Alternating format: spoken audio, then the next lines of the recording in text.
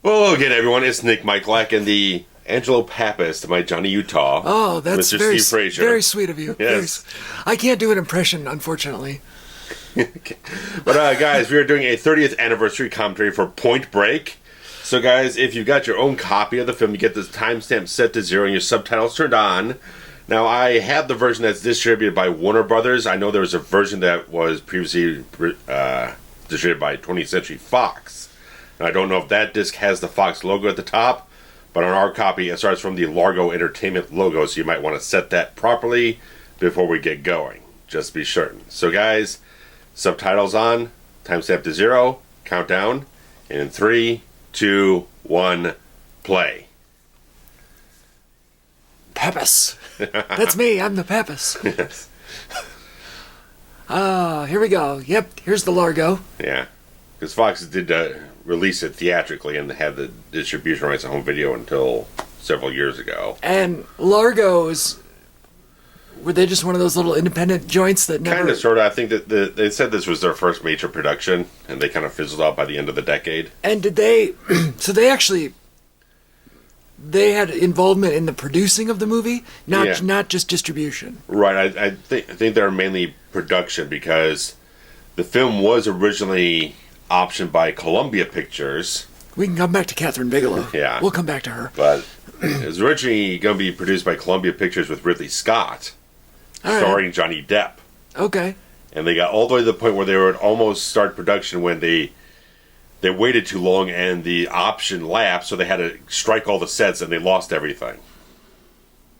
Well, doesn't that suck? And then it gets picked up by Fox and everything. I wasn't sure, sometimes you get those weird studios or whatever, and you don't know how they were involved. Like Nightmare on Elm Street Right. had that Smart Egg Productions that they had to finance in to pay for video distribution or something. Yeah, throughout the 80s, there's always especially you look on the Friday films, there's always they just create a small company to handle the finances and various things. Then it's almost like a shell company, right? After about 5 years, they're not heard from again.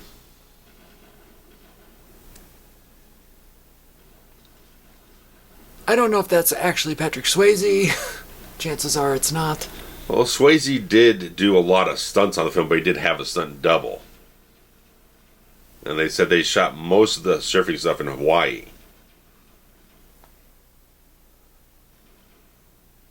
This movie's ridiculous. Let's just put that out there right up front.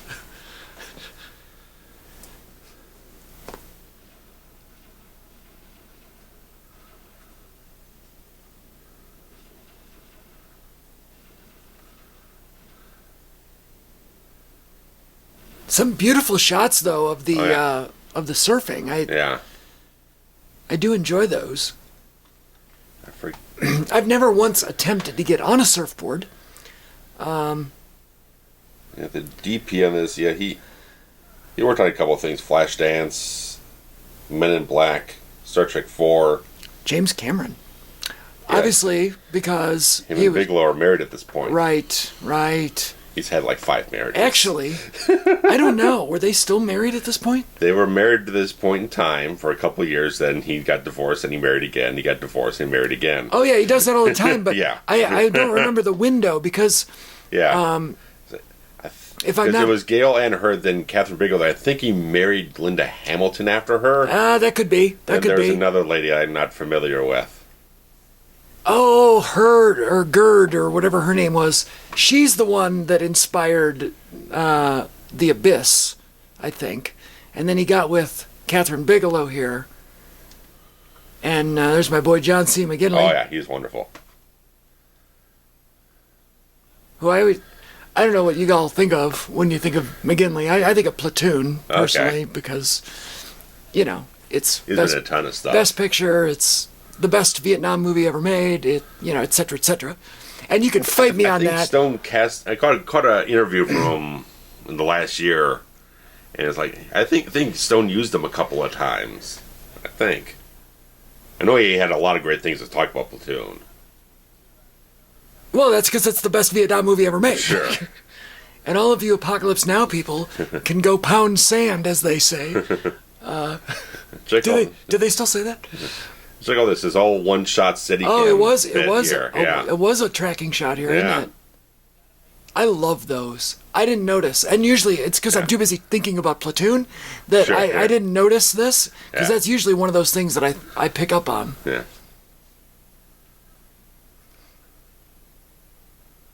There's our cut. Yeah. Those blue eyes. He's fantastic. Oh.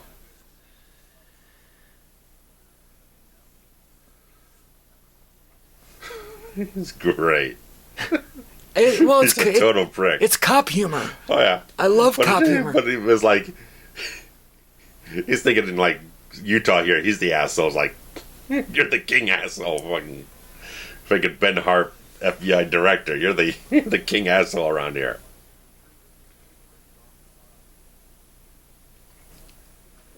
This was Busey's second film after he came back from his motorcycle accident. He'd done Predator 2 before this. Well, that's also a steaming pile. He got up with Danny Glover again and Joel Silver, so... It's got some stupid tagline like Concrete Jungle or something, doesn't it? Something... I don't know. Oh, God, it's bad. He's in town with a few days to kill. Oh, well. All right, then.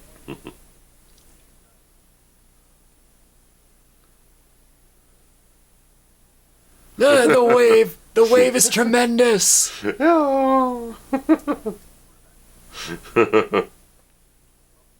SeaWorld.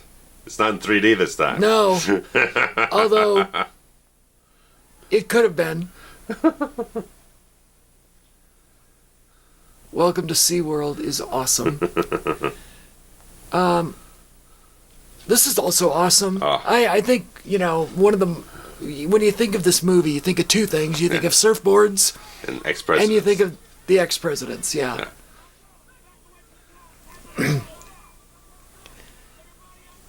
We got Ron Reagan there. I know my guy Tricky Dick Nixon. Yeah, and Carter. I think Jimmy Carter's the fourth one. Carter, yeah. Hey, bitch, what's the matter? I love it. Look at the nose on Nixon. For the love of God.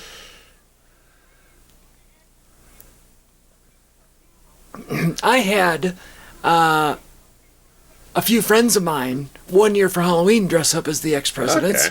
Okay. It was, kind of one of those inside things, like if you know, you know. But yeah, they showed up to the Halloween party wearing suits and ties, and they had gone to the mask store and each gotten themselves I think there were only 3 of them, so chances are Jimmy Carter might have been the one that they left out. I don't know. There were 3 of them though. Maybe they had like a Clinton instead because that one was available. Yeah.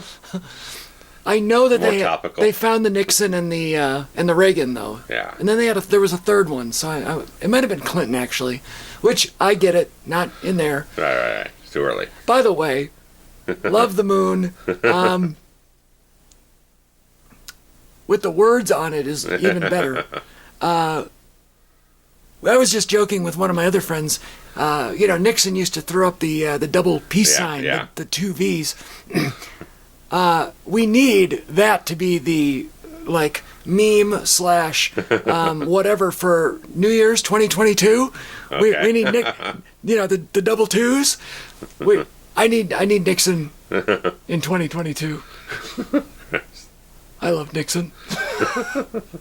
I love characters. I don't know if you know this. Like Reagan, fine, whatever. He wasn't a character. Gary Busey is a character. I love him. They didn't give any love to Gerald Ford here. That's all the Beverly Hills Cop 2. Well, okay. Yeah, Gerald Ford, sure. Took about 5 minutes to figure out who the other president in the 70s was there. Well, Gerald Ford, he lucked into everything he got. He wasn't elected for anything. No. Well, I guess, no, he wasn't even, he was just a house person. He was anointed speaker, and then, Agnew resigned, he got picked to be the VP. And then Nixon resigned, he got picked. He lucked into that. Fail upwards. Yeah, exactly. I mean, nothing happening. Gerald Ford ended up being #1 guy. No wonder he lost. Yeah. Sorry, I didn't mean to turn this into a political rant, but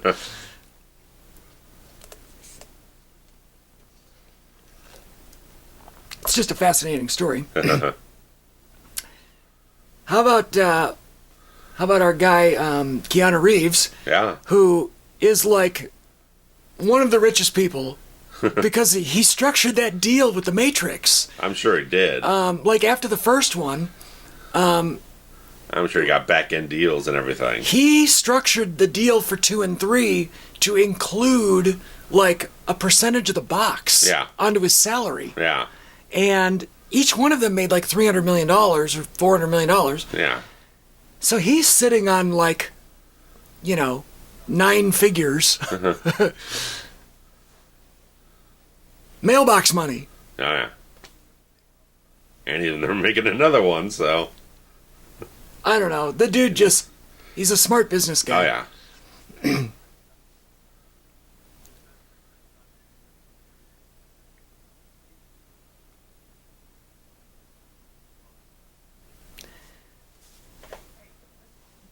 It starts off here as one of those classic, like, rookie cop wants to do the right thing. Right. And, the elder statesman thinks he knows better. Right.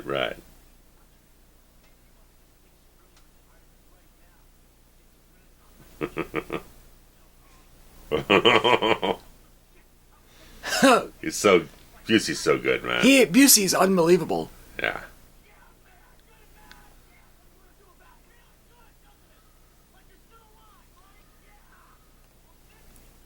I wonder, scenes like this, to me, all I do is I think, how many times did they have to, how many takes? Force their voice out. Right.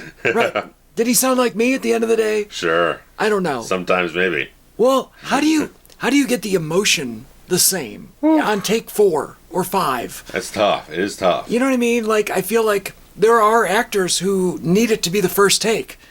Yeah, there are some who's like they come out the gate hot. Right. And some of the guys that take a while to kind of build it up. Right. In a certain way. They need 3 or 4 before they really feel the right rhythm. Yeah. And if you get both of those guys in the same scene, you're fucked. Right, because I was doing stuff for Event Horizon a couple years ago. Lawrence Fishburne was the right out of the gate guy. Sam Neill's the guy who builds up, and they're the 2 main actors in the film working all the scenes together. So they kind of had to find that kind of right middle ground, that right take where they kind of meet on the same level there.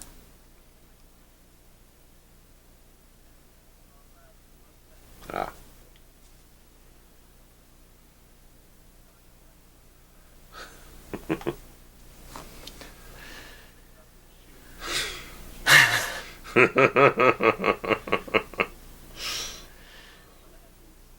I love that they have the ass shot just right there.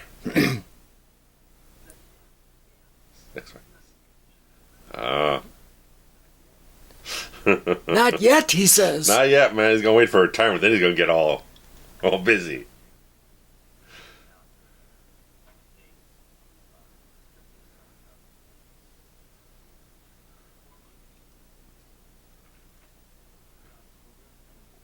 Is he drinking Jack Daniels? Another Corona Extra up top. Well, I know, but the bottle that he had didn't look like a Corona. Oh. I could be... Oh, maybe it did.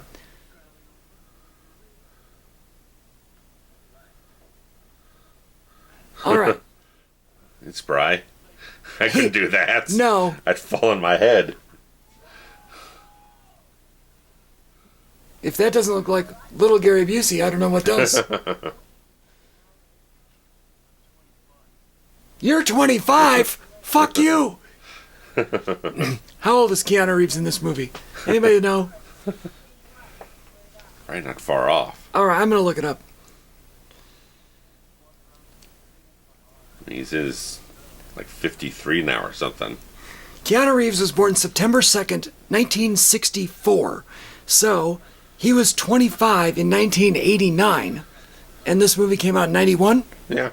So, he might have been 26 when they filmed it. Yeah. God damn it. Yeah. God damn it. How old is Busey? Oh, Busey. Born at the dawn of time.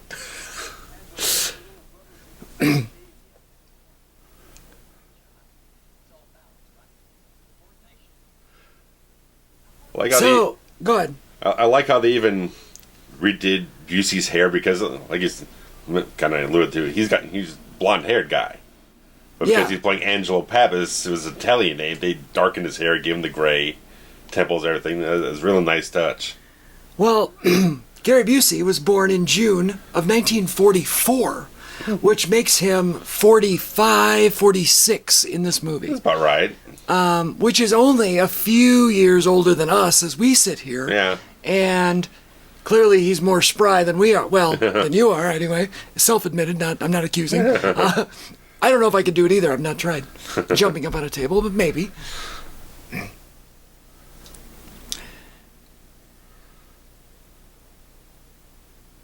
Again, the underwater shots look great. Yeah.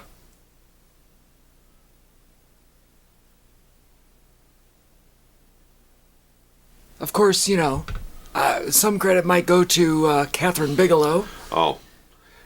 She has such an interesting career. Oscar stuff aside, which you have things to say about. Well, I do. Go ahead.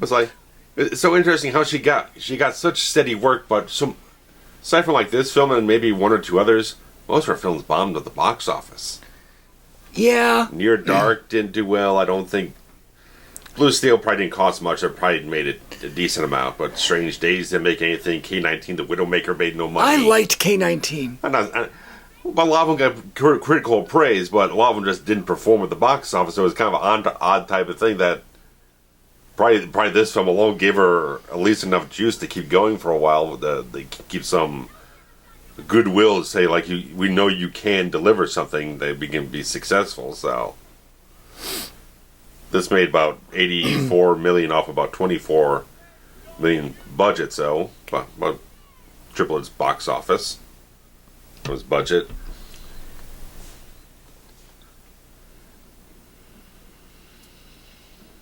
And I'll just go out there and say that the Hurt Locker didn't deserve to win anything. And the follow-up to the Hurt Locker was Zero Dark 30, which I actually enjoyed. And, if she was going to win, I almost prefer that she win for that.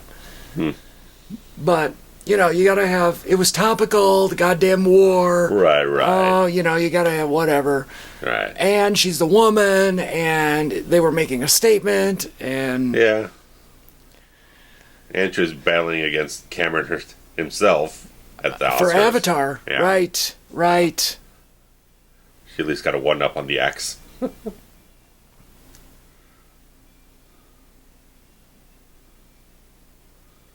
Lori Petty is underrated as shit. Oh, hell.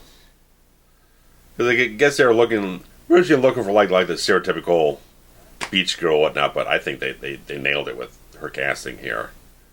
She's such a different energy altogether. 119 pounds out to here. He's so good. Interesting that her name is Tyler. Yeah. And apparently has a really long list of criminal activity.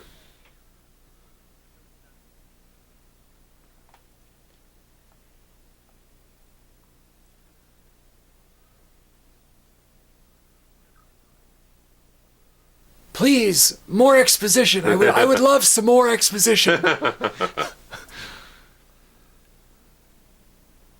It would have been much better had they just shown the screen. Maybe. And let the audience read it, and then him say, I can use that, or something. Yeah, a little bit. I don't know. God. Now, is there a reason, I was going on about Kathryn Bigelow, is there a reason that he picked her off the beach? As somebody... Well, she's the one who dived in to save him after he got swallowed up by the wave. Oh, okay, got it. And she gave him the third degree about it.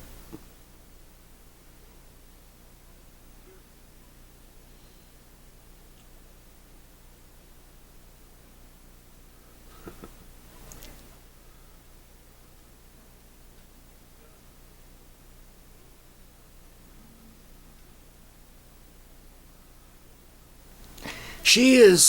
She's had a very interesting career. Mm-hmm.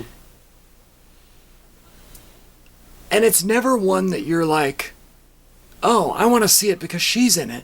It's always, I watched this and she's kind of a surprise. She stole the scene Yeah. every time.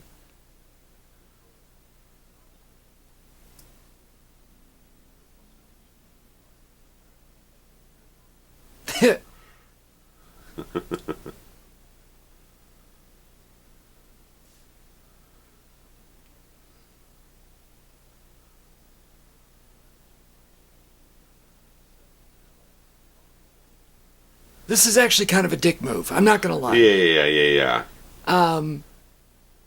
But it fits in that, again, that rookie green agent mentality is like, yeah, I'm brash, I'm eager, I want to get this thing done. He's not thinking about consequences to other people. He wants to crack the case. He wants to be the big star and everything. I get wanting to go undercover. Yeah. I get creating a backstory. Mm-hmm. But there's something about the... Preying on her trauma and everything. Right. Yeah. There's just, it's like, ugh. Especially because I have friends who have lost parents. Sure. That are our age. Mm. I have friends that have lost parents back when they were that age. Yeah. And I don't know, it's just not something that... Swings on you. Right. And usually, anybody that knows me knows that I'm not afraid to do or say anything, you know, to offend something or somebody. Yes. We have plenty of documentation.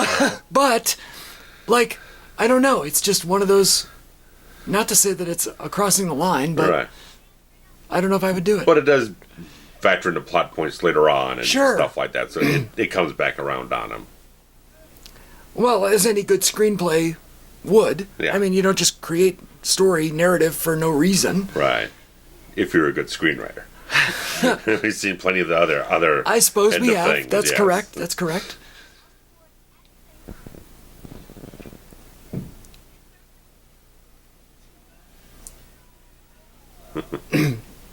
I tried to do like snowboarding Sure. one time, and I fell on my ass, and as everybody does, right? Because you gotta learn the balance. Yeah. And I don't know. I could tell. Maybe it has something to do with my ear issues, right. with the equilibrium. Sure. For those new here, I ruptured an eardrum when I was a kid, and it's given me like balance issues, and I get motion sickness. So I don't know.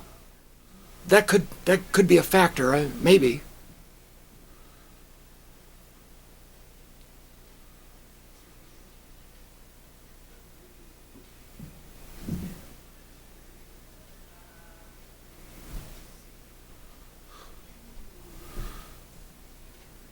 I feel like his character picked up on it very quickly. Yeah. Now, granted, we have a montage and we don't know the passage of time. Right, I was going to mention.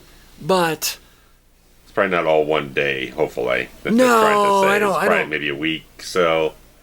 Yeah, but even then, I feel like you can't get that good in a week. Right. It'll take months, to be honest with you, yeah. I mean, they're obviously trying to shortcut a little bit with like, oh, he was a football player. He's got some athletic background. Natural athlete. There we go.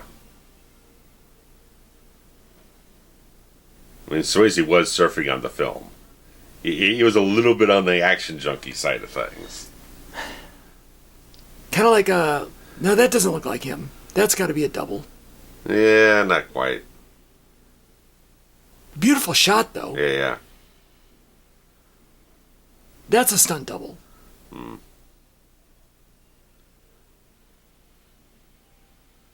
Like, that guy looks more like Thor. What's his name? Hemsworth, yeah.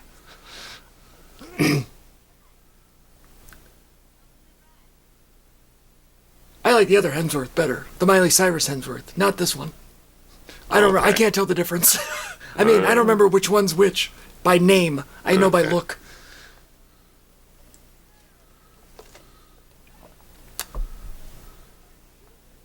Now here's some of my people. Look at all this hair. Oh, yeah. They have more hair than Lori Petty. And Keanu. combined. Yeah.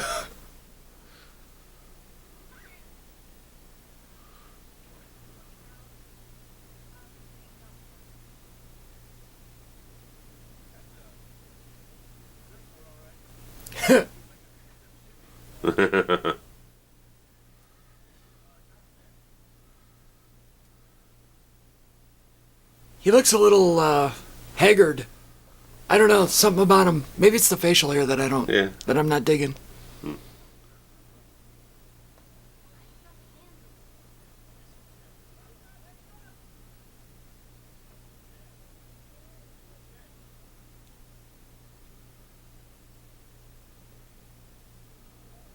Swayze could have been hotter at this time, man. Just Well, come off Ghost. Oh, he did. He just came off Ghost. He came off Ghost and Roadhouse and Dirty Dancing and just it's such an interesting thing. You go between like a chick flick and then you go into like a straight up testosterone movie. Well, You could jump back and forth because he's that good of an actor. I think that happens all the time. Yeah. And you just don't notice. Right.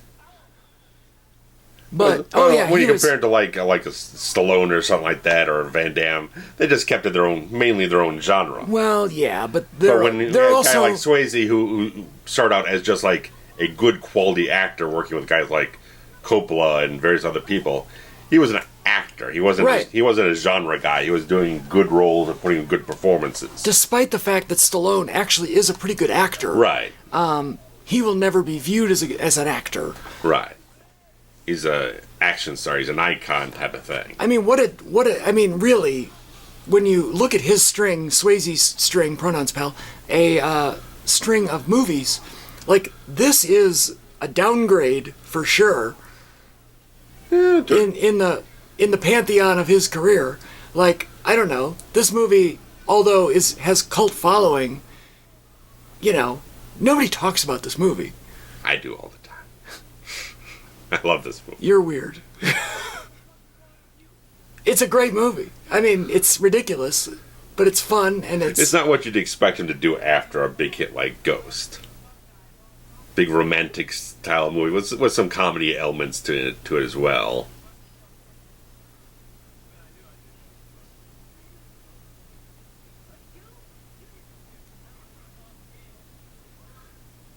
Well, now he's got an in. Mm-hmm. It's like Swayze, I buy him a lot more than like Kevin Costner going to like action roles, stuff like that. I think Swayze's a little stronger in his personas and what he puts on screen. Costner, I don't always buy in certain roles. Just think like I Costner suppose. does like Bodyguard, then does like Robin Hood and other little things. Yeah, Waterworld. Waterworld. I think Swayze could have pulled those roles, some of those roles off a little stronger in terms of a physical actor and various other things. Do you like Waterworld? Never saw it. Oh. I was just like, not my flavor. Oh, all right.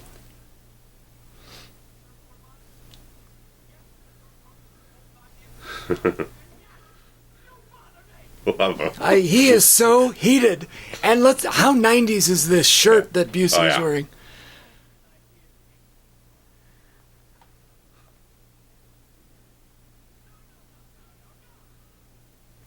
He's got those sleeves rolled up. Yeah. He's hot, man. He's like... And over on the left... horsing your voice out. Over on the left there, I don't know if you saw, Yeah. there was a photo of the inauguration of George Bush, Yeah, 41, Herbert Walker. R.I.P.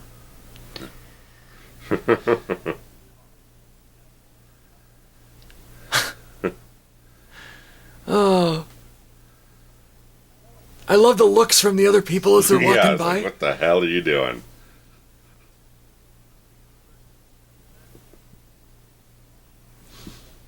This is another long shot, by the way. It's good. I like it.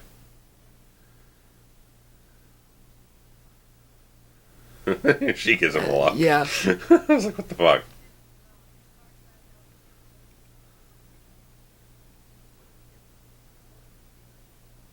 The teeth on this guy Yeah. are out of control. Chompers, man.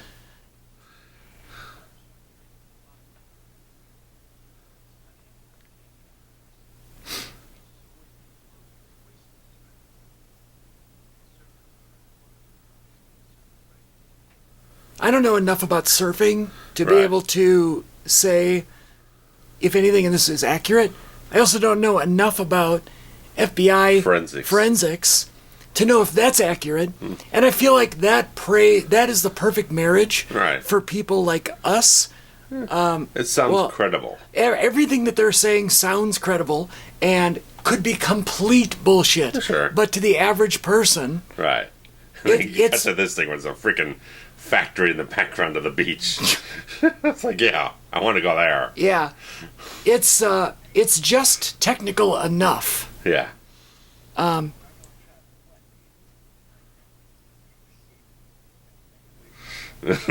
wig for my girlfriend.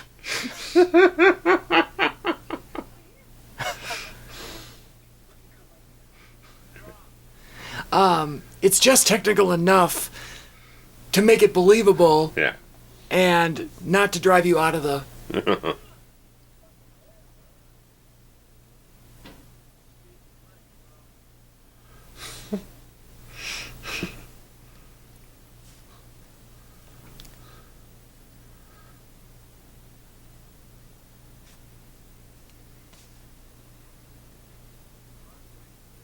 Now, they just assumed that those characters that were hanging out on the beach were... I was just thinking, couldn't they just take a sample of the water off the shoreline or something? Well, they're trying to match the hair sample, but... Right, still, but I mean... they're looking for the chemicals in the water, so... Whatever's in the water would be in their hair anyway, so it'd be more direct sample to get it from... The water? Water or the beach or something like that.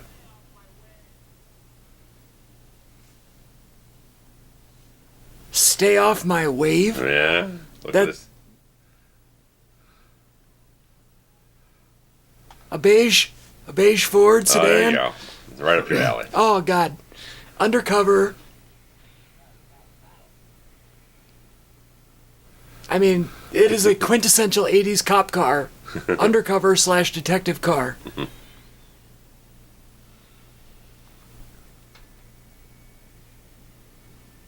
I can't even tell who this is supposed to be because none of them look like the people. Like, I guess that's Keanu. Yeah. But that's not.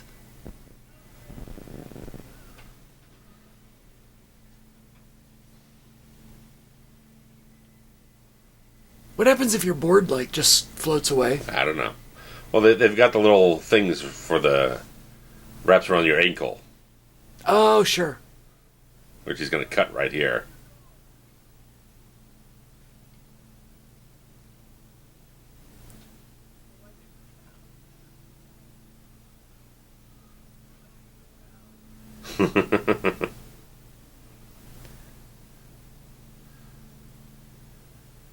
I guess your board up would always wash up on shore. But look at this beach. Who would want to walk on that beach? Yeah, it's fucking rocks everywhere. That's not a beach.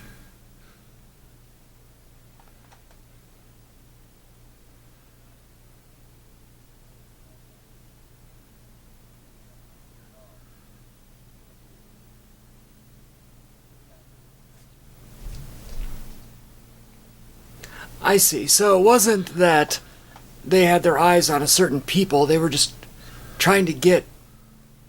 Well, because they said they grabbed someone from one of the crime scenes grabbed the ponytail of the guy who was wearing the LBJ mask. Right. Trying to match it up to which beach they were going at so they can kind of focus in on where to find these guys. Yeah.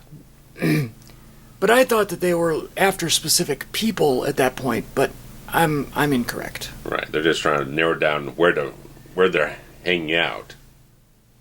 Anthony Kiedis. Oh, was it? Yeah.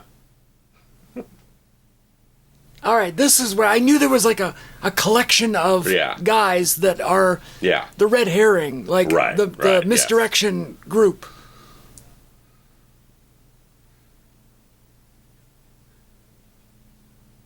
Interestingly, Kiedis' father was actually an actor. He was in Lethal Weapon.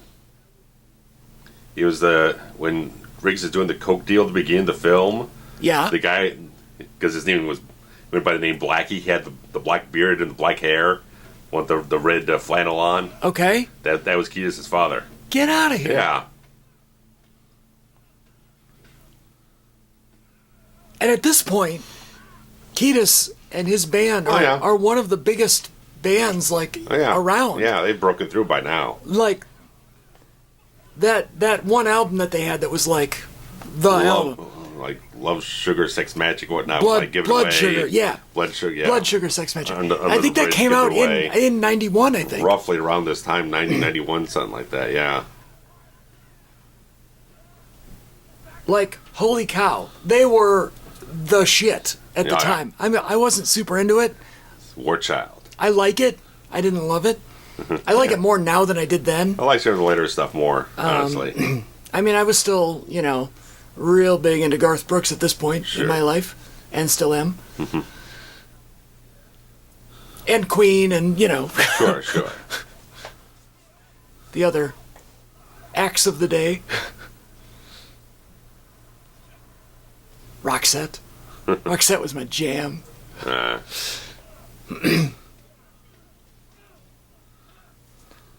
Look at that body, man. Now this, I'll buy. He was doing his own stunts and stuff.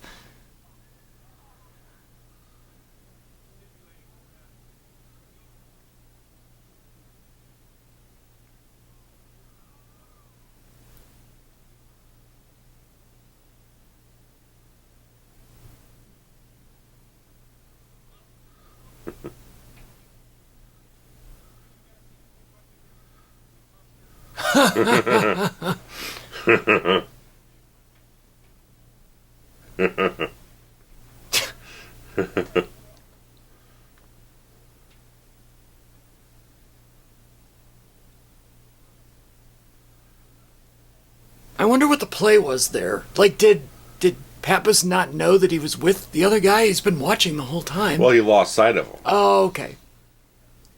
They would try and contact him on the radio. He wasn't responding. So I see. Ran over there to make sure he wasn't getting fucked over.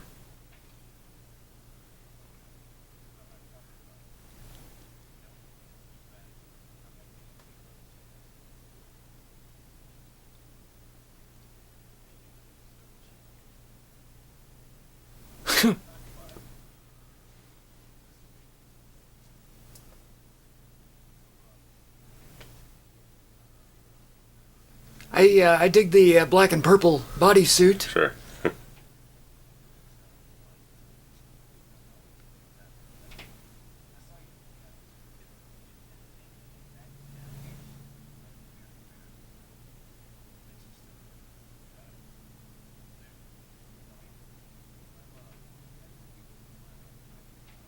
Well, he's all in now. Oh, yeah.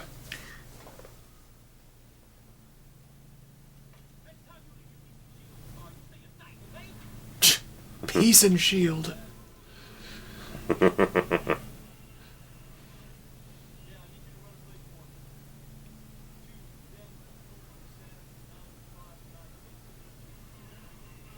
What the fuck?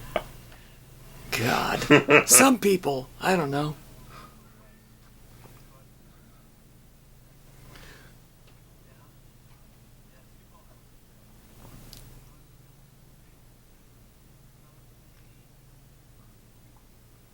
And these are the other four guys, yeah? Yeah, these are the dudes that jumped him. Got it.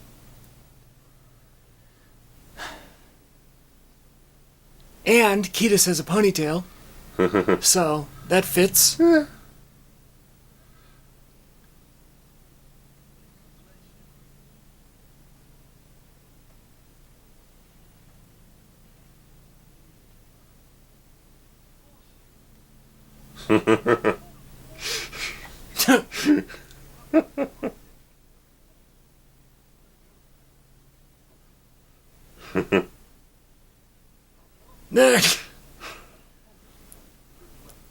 Working a heater there.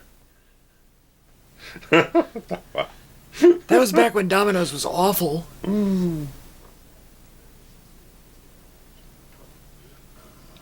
Jesus. A lot of good hair at this party.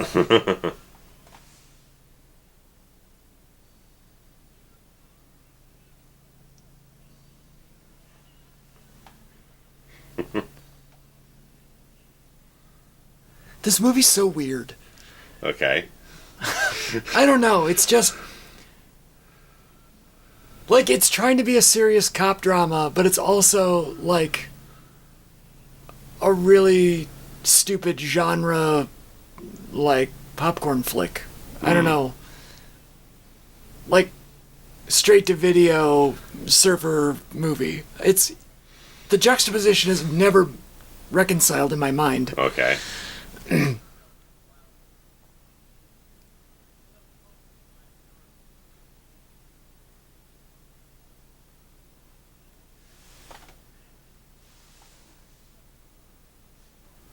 Like, I feel like they could have taken this exact formula and inserted a different subculture Okay. and had it be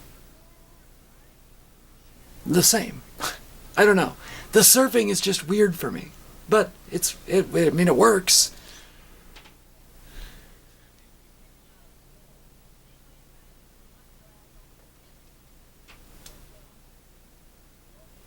Maybe it's because I don't understand it. Like, it's not a... Okay. Too Midwest. Like I can't, yeah. We are as far removed from surfing as you can possibly get in the United States. Well, at least two of the guys in the gang here, they were actual, like, full-blown surfers. And they felt the entire film really captured a lot of the culture and stuff like that. It kind of changed a lot of perception about it instead of just being dumb stoner dudes or some of their weird stuff. They felt like they captured more of the actual surfing culture, of what it was about, and all the different intricacies of like what it feels like to be out there in the middle of the ocean and kind of be at the mercy of it, and kind of getting that sort of zen feeling about the entire situation. Is this the midpoint? I don't know what time No, it is. not yet. Oh, no. okay. Because I felt like learning of the 50-year storm might be a good mid, since that's the end of the movie. It might be closer to when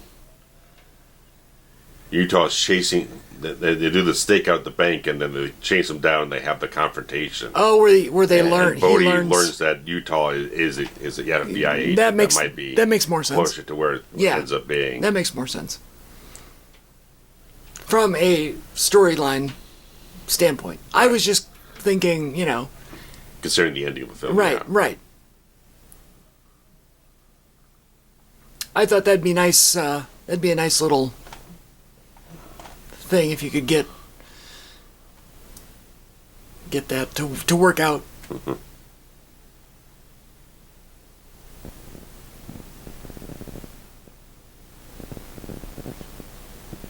What is this house? Who lit all these candles?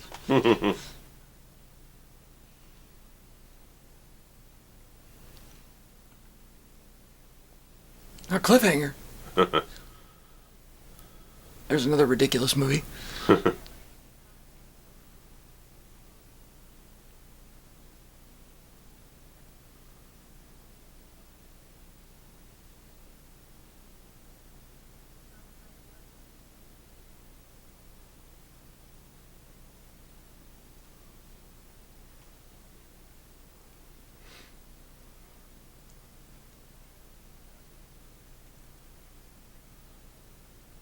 Kind of interesting that she kind of rides with these guys, and she's hooked up with Bodie and everything, but she doesn't want Johnny getting into that kind of crazy edge of things that these guys get into. She doesn't want to see him get pushed over that limit, everything.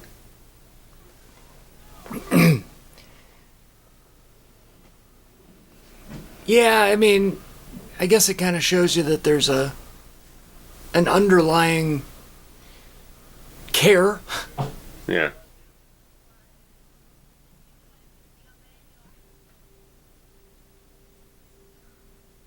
Well, that looks like a bad idea.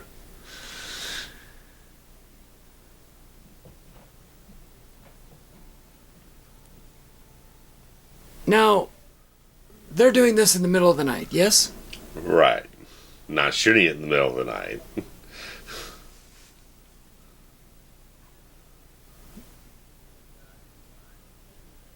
How in the world would somebody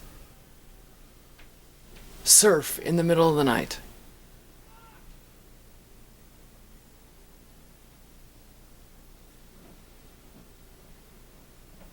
Because that would happen.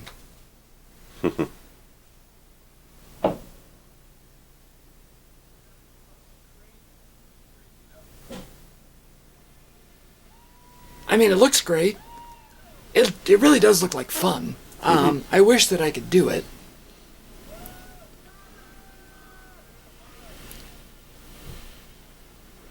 But again, there's nowhere that I could go that would even... Yeah. You know, there are water parks around us that have, like, simulators. Yeah, it's not the same. But it's not the same.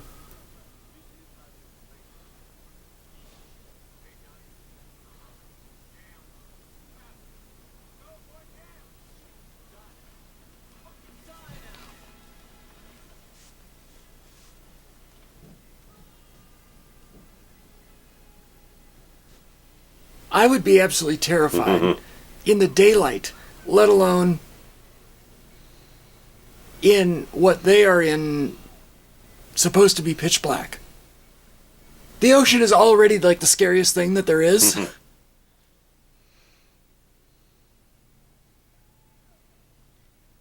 Like, I have no problem flying over it. I have no problem looking at it, swimming in it, whatever. But that unknown of what's in there... Sure. It's so big. And all water is scarier at night.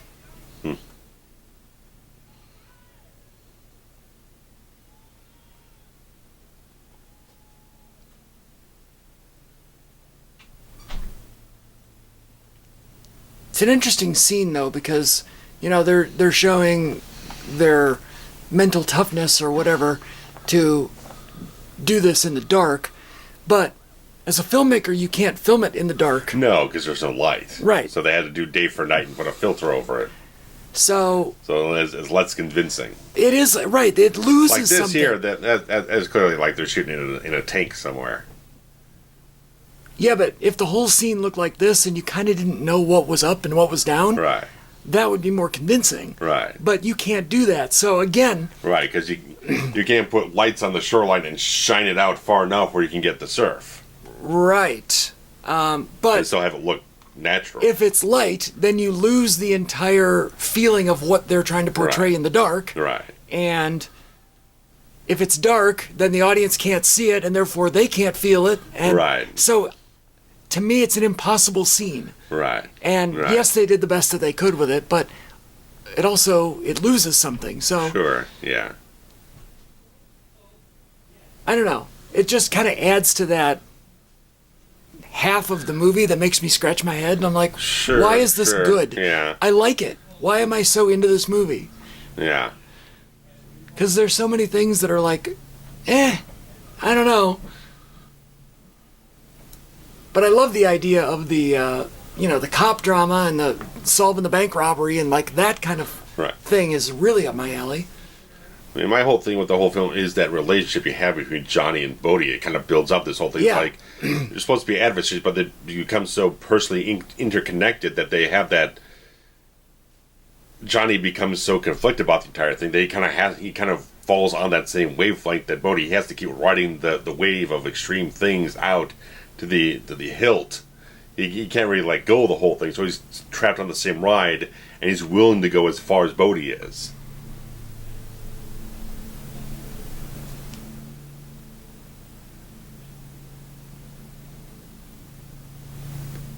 And it takes again that kind of rookie cop thing, and he quickly becomes a little bit more disenfranchised, a little bit more off the edge of things. So he's like, as he gets more involved with these guys, gets more involved with Tyler, the more the FBI stuff sort of kind of becomes a little more complicated. Like he's late to the raid here and such stuff like that. And he's out. He's got Hart belting out, chewing him out every second he gets, and everything like that. So he's losing focus on the one side and getting wrapped up in the wrong side. Yeah, but that's what being undercover is. Right. Which it makes it interesting.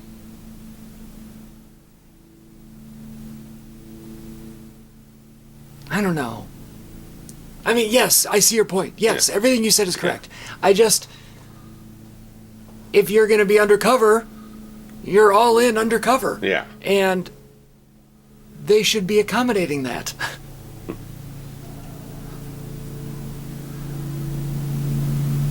I mean, it's not like he was just trying to, con some guy out of cigarettes in the back of a semi. Right. But even then, it's like, okay, he's not even investigating these guys. Bodie and all stuff. Well, that's true. This is all just... Okay. Now he's on these other guys, the radical guys here, right. whatnot, Ward Child, all these fellas. Ward Child? Is that Ward his name? Child.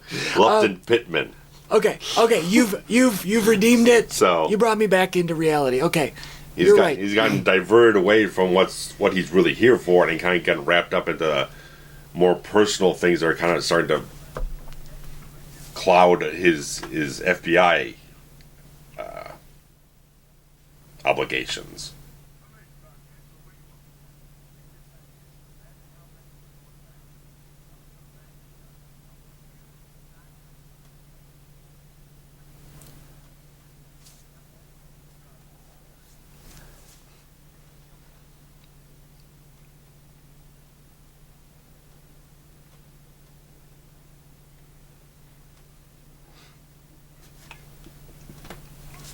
Are they raiding the house? Mm-hmm. The party house?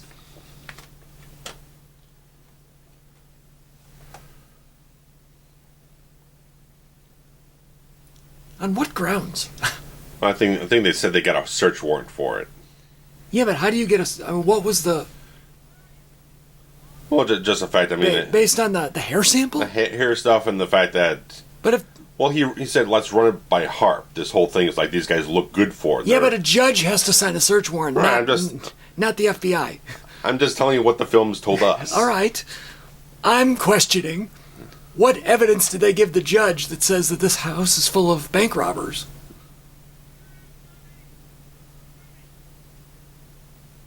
$14.48, it's only, 3 houses down from the Elm Street house. Not true. Different town. Yeah, I'm sure it is. British Bulldog? Yeah, he's wearing Union Jack shorts.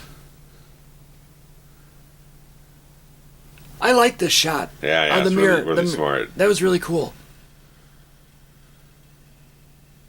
That was a push mower with a motor on it. Yeah. So weird. Yeah. Like the hybrid of the two methods.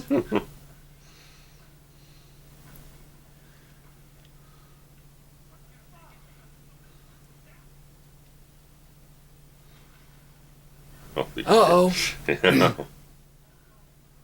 Uh-oh.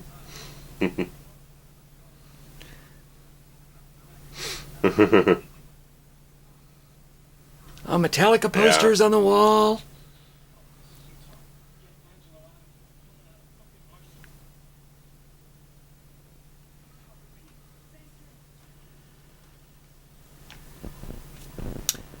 Now, wouldn't... Oh, no, I was going to say...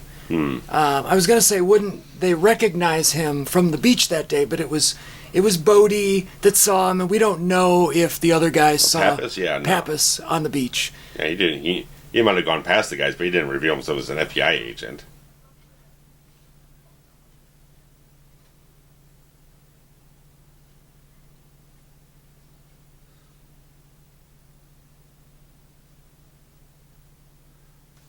Well, at least now they've got a reason to.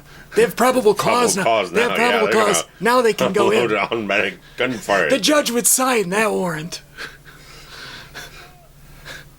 So Ordell Roby. Sell you some guns. Tech 9. When you absolutely have to kill every last motherfucker in the room. Except no substitutes. Oh, damn.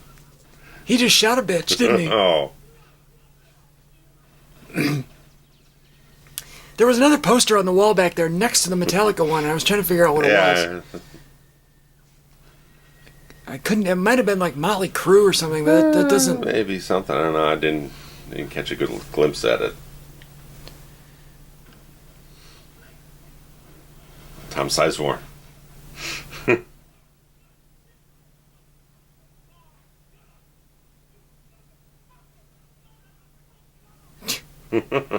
Worst of all, he lost the Cheerios. He was pouring the beer in too earlier.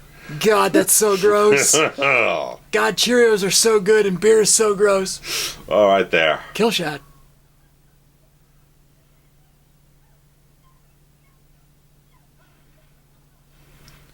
He's got like yeah. a Tommy gun. What is this thing? Oh, damn. She's a hard-up woman.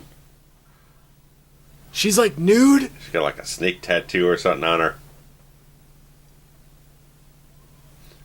And apparently Kiedis didn't involve himself in any of the stunt work. Oh, stunt damn. training, so he was the first to get knocked out in the fight earlier, and then he just shoots his foot off, so he ain't doing no bumps, man. No. That girl might have been doing some bumps before everybody raided the place. Now, if you both go through the window, it's 50-50. Yeah. Depends on how high it is. Ground floor, you're fine. Sure.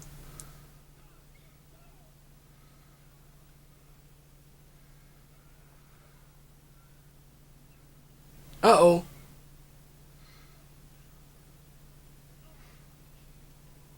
This is actually a really nicely coordinated fight scene, yeah. Well, the whole thing. The whole thing is really well done. The whole raid, I think, was well blocked. It was, logical. From the stuff I've seen from Bigelow, she can put together action as good as anybody else. I would agree with that. In fact, the Hurt Locker was all action, and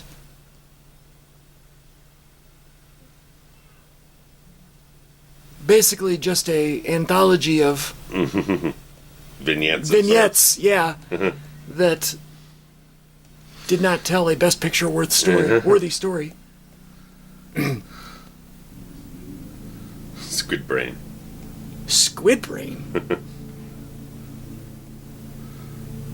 Was that really an insult back then? I have no idea. I don't remember. Maybe it's an insult to his hairstyle. I don't know. Beats me. Squid brain? I don't know. That's...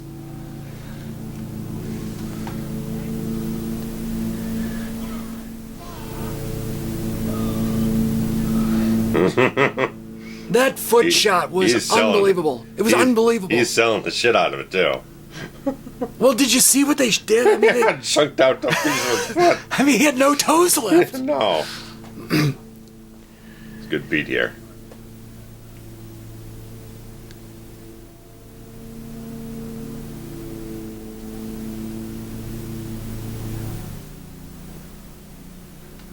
I like it. Yeah.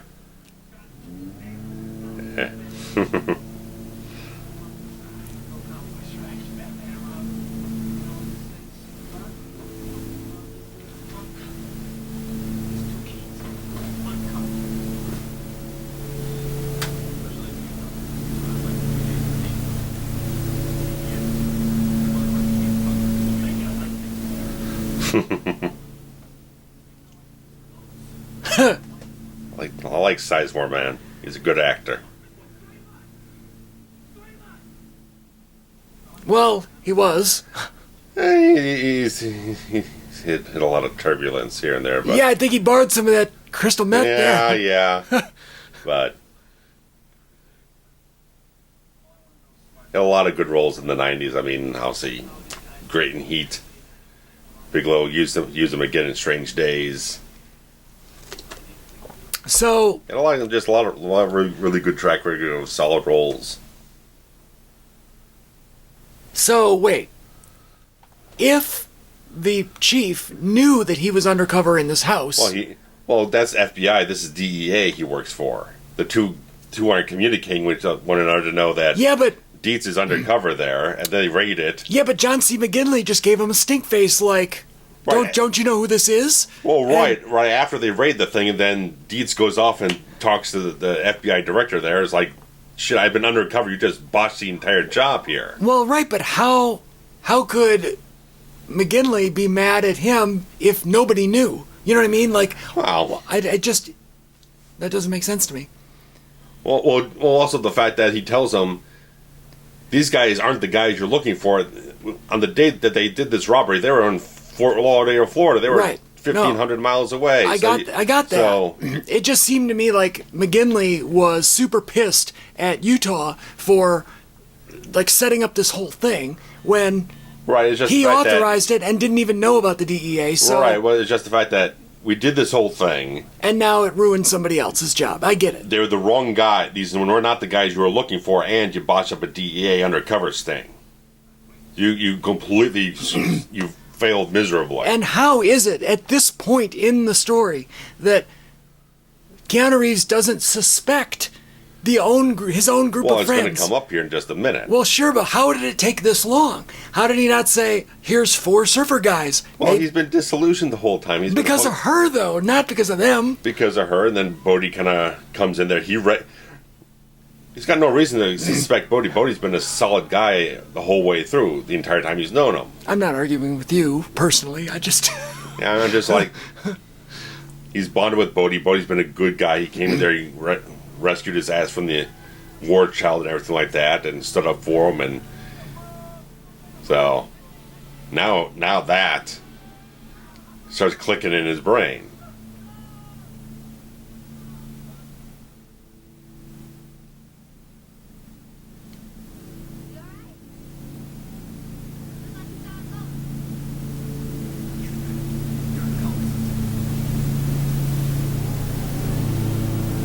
So this is the midpoint. Right. Yep.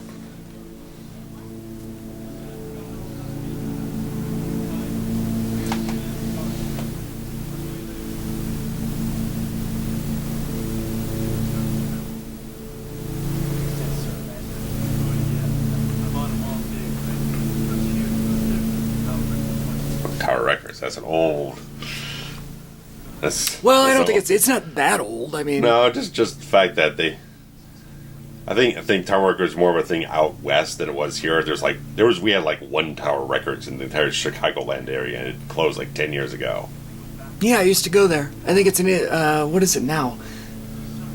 I can't think of what it is. Yeah. I just drove by there the other day. Yeah.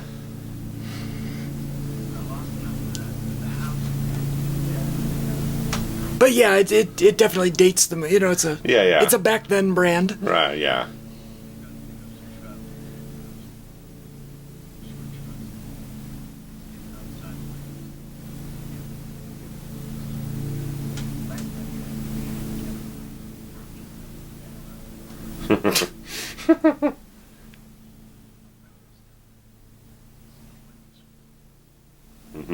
Like it.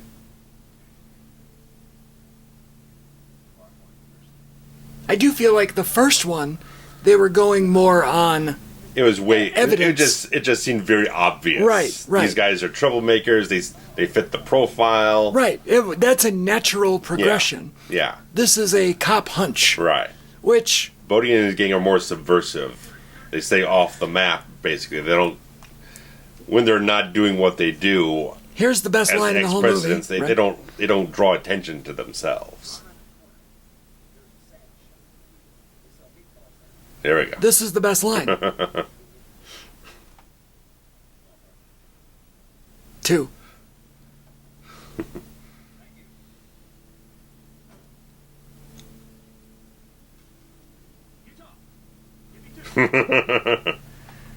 Utah, give me 2 is the most quoted line from this movie. In my opinion.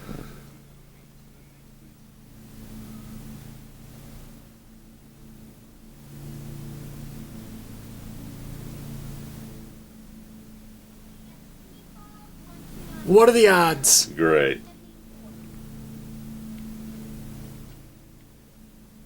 I like that even the score doesn't like over-announce. It's like you don't always need the score to inform you as much. You can show it to the audience and get the edge of the seat tension without having to overemphasize it. How did he miss it? He's been looking at this Calvin and Hobbes. He ain't fucking paying attention. What also was really, that was a really great shot. Yeah. In that it panned just enough, and they were lickety split. You could eat the ass end of a dead rhino. That's the second best line in this movie. Yes. There we go.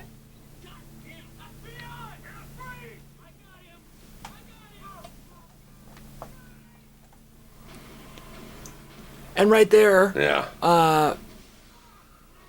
Reagan made eye contact with the. Yeah.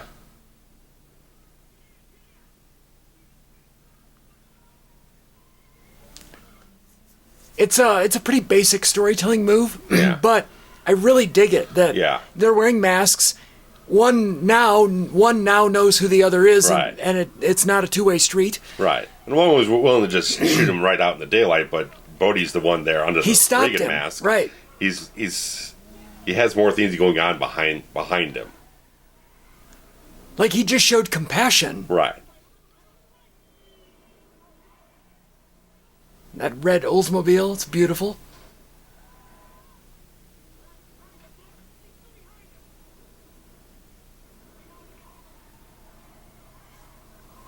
I don't know if I like, but our subtitles are using the characters' names, not the president. To identify. Not the president name. So at that point, It gives it away. it gives it away.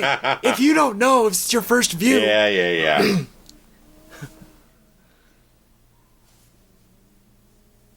It's a spoiler. Like, clearly that should say Nixon. Yeah.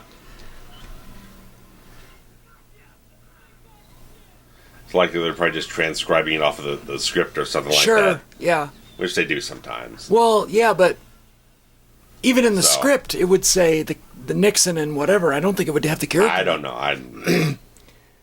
Maybe if the... You might be able to track it down online somewhere. If the director was also the writer, maybe not, because he or she would know what was supposed to be what. Oh. But if you and I option the screenplay and we get it and we're reading it, Right. how do we know who's under what mask? Sure. Is that a paint roller? What's he doing there? Squeegee in the window. Well, I know, but it didn't. I guess squeegees looked a little different back then. Oh. That wasn't your standard Sid Vicious squeegee. That was your... Oh, Jesus. Yeah.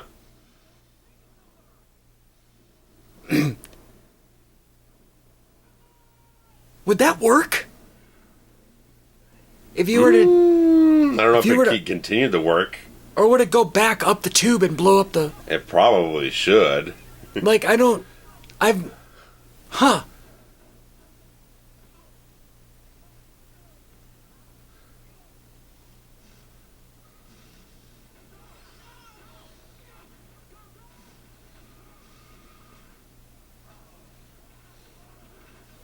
Well, Tony Caesar He's on there. fire. Yeah, he's on fire. Don't run, you idiot.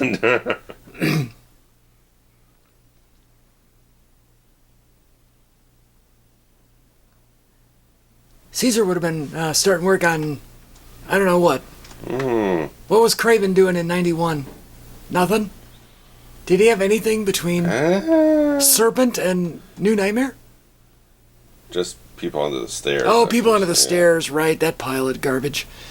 Well, it's not a pilot garbage. I just don't care for it. Let me check something. Some good tracking shots again here. There may have been a cut in there that you didn't notice, but overall, this is really awesome Steadicam work.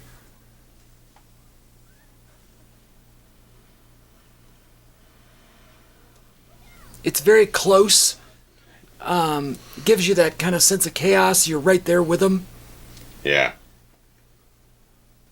They're using something they call it a pogo cam. I've never seen a picture of it or anything, but I guess it probably just works better for this sort of like fast-paced movement. It's probably a lighter weight Steadicam deal, I'd imagine. Does it like attach to you, or? I'd imagine there's some kind of harness, but Because like clearly there's it a feels a cameraman. little between Steadicam and handheld. It's not quite as jerky as handheld. There's clearly somebody But running it's- along with but these it- people. Yeah, so it's probably just a lighter weight harness so you can move fast and quick in these sort of spaces. Because it looks good. Yeah. It doesn't look jerky. Yeah, it doesn't look like a freaking Taken 2 or some nonsense. Right, that right. Or goes into seizure mode. or even, like the Blair Witch Project, where you're like, well, what? at least that was intentional for that film.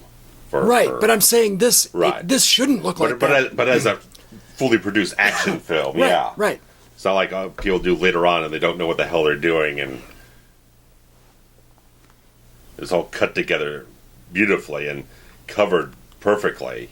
It's a great sequence. I love this sequence.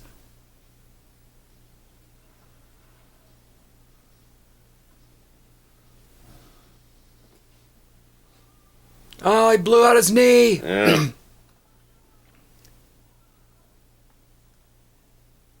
That same knee that ruined his football career. Yeah.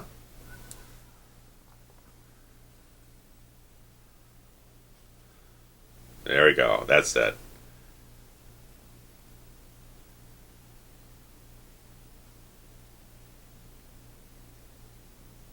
He stops him from pulling the trigger on Utah. Will he do the same? Is he?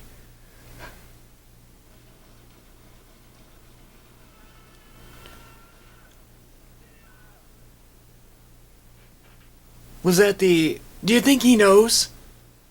I think he. I think they. Well, obviously. Obviously He knows. Reagan knows. But yeah. Well, again, it's the fact that he's back on the shoreline there. He kind of put the pieces together in their behavior. Right. It's like, I tailed these guys around. They did a couple stops and they kind of cashed out some money here and there. They weren't actually cashing out money. They were staking. They're casing the Assured Trust Savings and Loan place. So he's there because he came on to him. So right. Yeah. All the things are connected, but.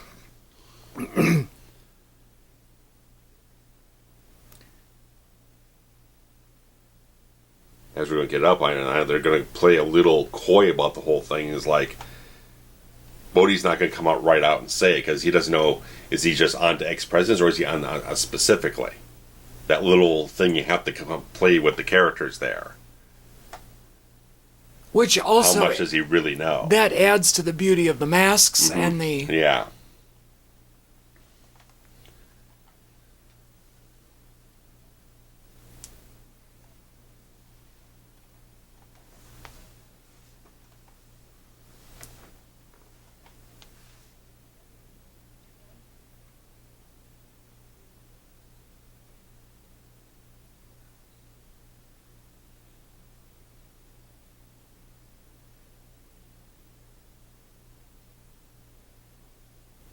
It's got to be really hard to live a double life. Oh, yeah. Like this. Or any undercover cop. Right. Although, at this point, he's not undercover with her. No, but she's too close to Bodhi that he can't just come out and tell her. Because then that puts her in an even worse situation. And does she out him, or does she continue to cover him up? He almost did it right there. Yeah.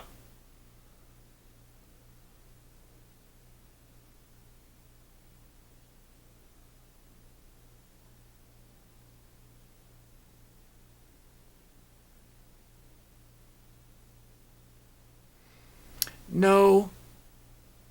He's not trying to say, I love you, you idiot. Right.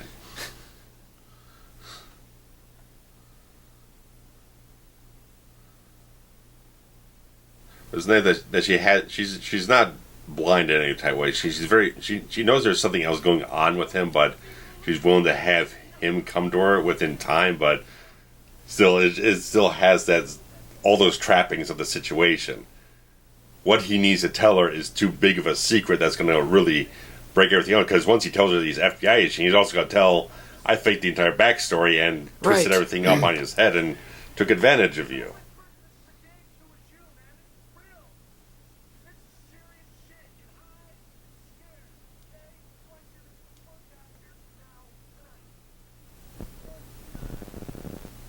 What does that mean? Basically, you're all in this together. If he runs out and he gets caught up somewhere, he might rat on them and cause problems for them and stuff like that. So it's like, it's all or nothing.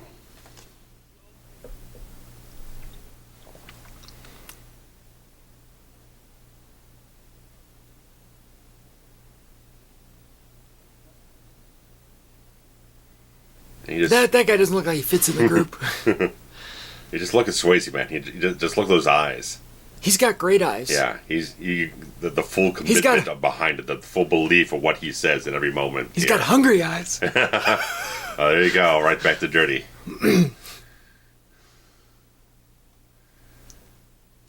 There we go. She's Like the Wind. What a great song. Yeah. There we go.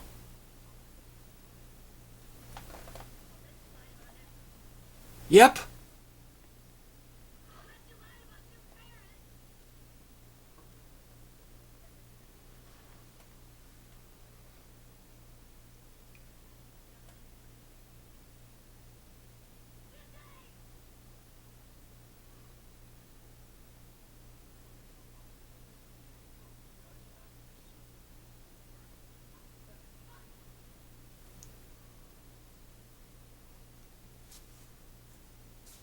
I like that look of her wearing his shirt. Yeah.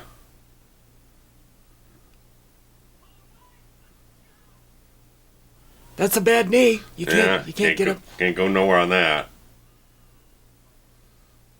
They did a good job of Yeah, having just almost cut below the line there. Yeah, that was well done. Mm-hmm. Same with hers. Like the church is put in the right places. You don't. Well, she's not a chesty woman. Right, but still. But yeah. Put it all really carefully. With great shots here. It's overhead stuff. Yeah, it looks good. It's very blue. Mm-hmm.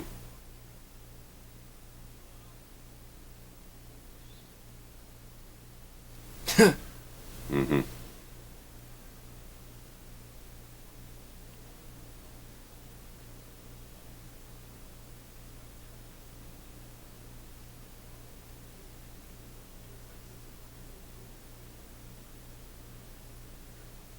Nice. Is his he slips the wallet with the FBI AD back into his pocket. I was going to say, real where's discreetly.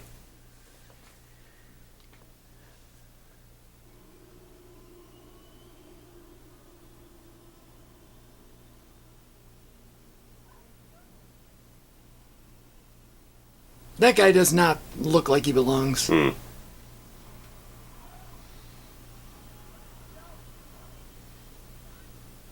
He looks like the lead singer of one of those bands from early 2000s, like, God, I can't think of who I'm trying to, because I wasn't really into that, kind of that Creed era, where everybody looked like that tall guy. Yeah. You the one with the goatee and everything. Yeah, the tall guy with the goatee. He was one of the guys who was an actual surfer going into the film. Interesting, because I wouldn't have picked him.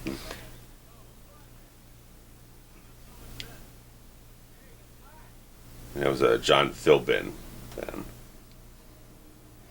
You just know everything, don't you? Well, I was watching the behind-the-scenes stuff before right. he got there. I was going to say, like, you really do like this movie.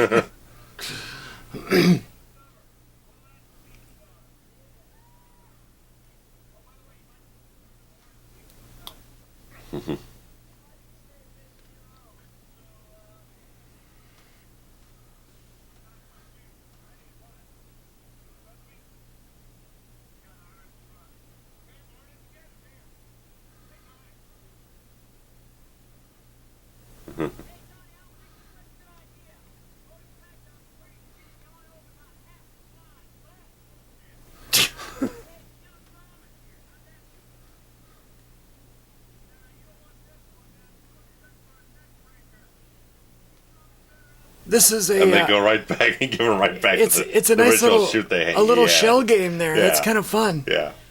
He goes right back to the original pack he had.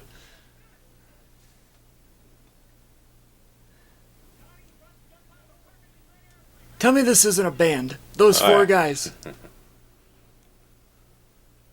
Here's something that I would never do. Oh. Whew. Oh boy. I had a buddy in high school. I got high school, and he went on to be a a skydiving instructor. And we used to do like sleepovers at his house and play with the old wrestling buddies. Sure. Remember the pillows in the shapes of professional wrestlers? And years later, years later, after high school, we met again in life, and I saw him a couple times, and I was like, "Hey, remember when we used to do that thing with the wrestling buddies?" He's like, "Man, that was so fun." And I said it'd be fun if like Hogan went on a skydive or something, and so I gave him my Hulk Hogan wrestling buddy to take on a skydive.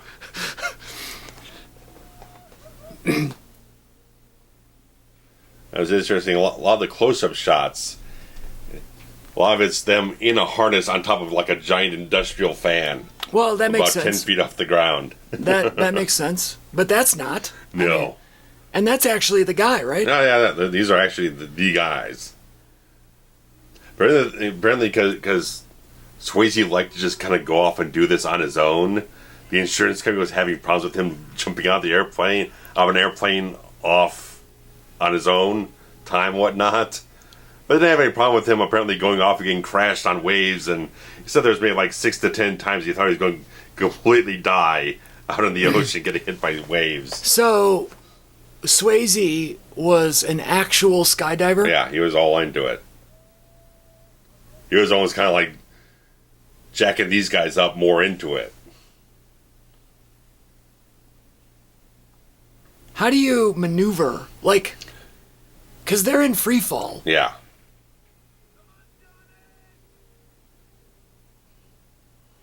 Like, do you swim?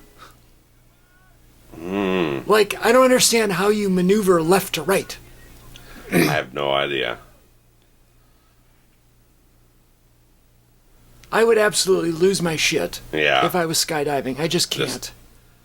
I don't like heights as it is. Well, I don't either, but my That's why I have my feet. Something underneath my feet. My body, like, shuts down when I'm in free fall. Like, I can't breathe. So, I can't do roller coasters.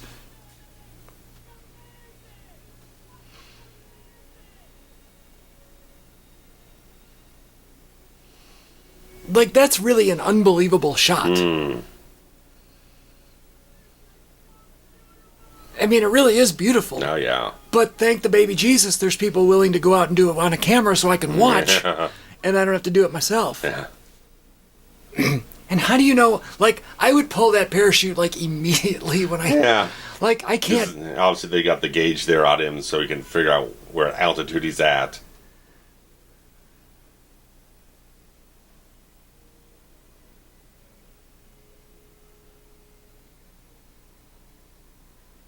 Great little tension there. Yeah.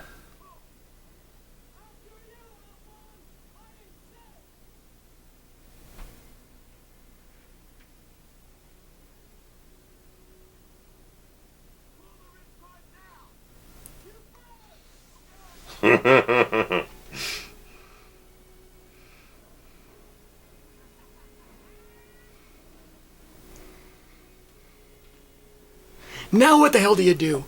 Like, how do you not, like, can you steer the shit? Kind of here and there.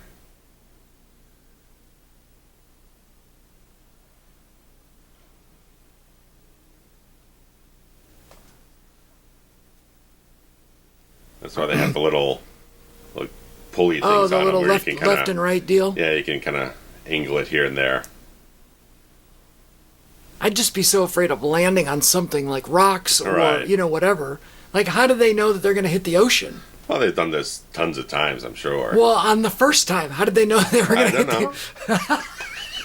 I don't know nothing, man. Tell me he doesn't look like Thor. Chris Hemsworth, I think, is Thor. Yeah. I think. Liam is the other one, the one I like. Okay.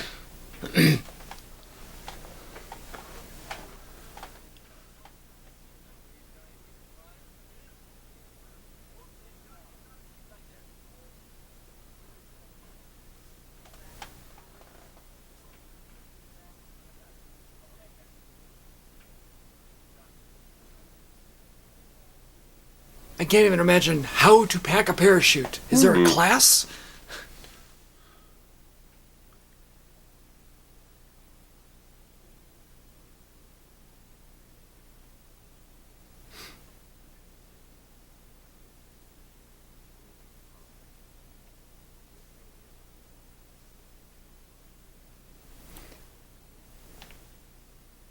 Is that a portable video playback system?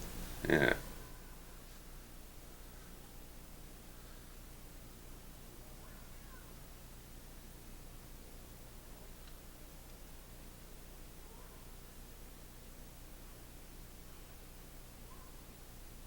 Of course, you probably don't recognize, but Rosie is played by the guy who was the biker in Texas Chainsaw Massacre at the beginning. I did not recognize him.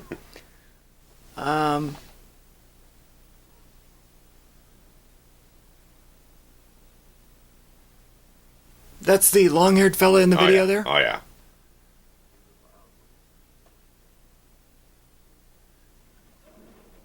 Comes out, he's basically like the Arn Anderson of the group. He's the enforcer. Right, sure. He's the enforcer. Yeah, that makes sense. He's takes care of the loose ends.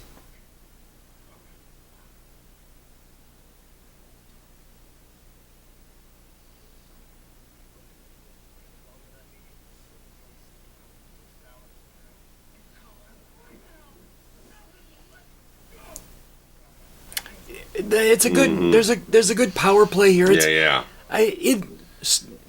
The story works Yeah. on a lot of levels.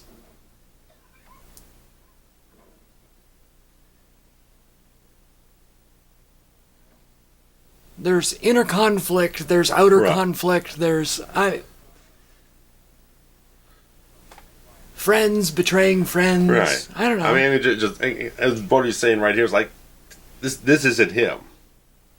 He would never do this, but he's been kind of put into a corner. He's like, just fight.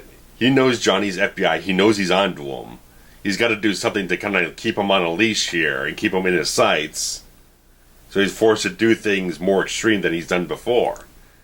And it keeps going down the extreme path here.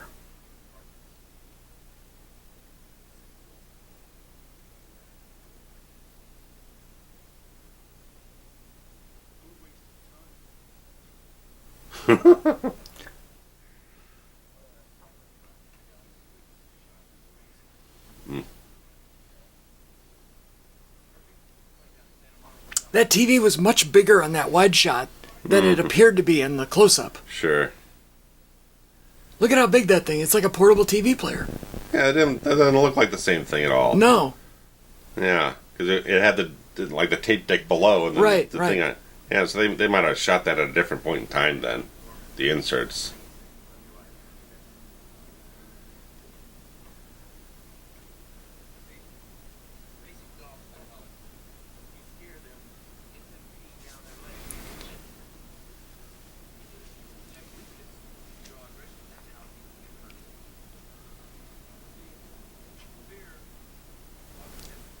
Here's how to be a bank robber 101.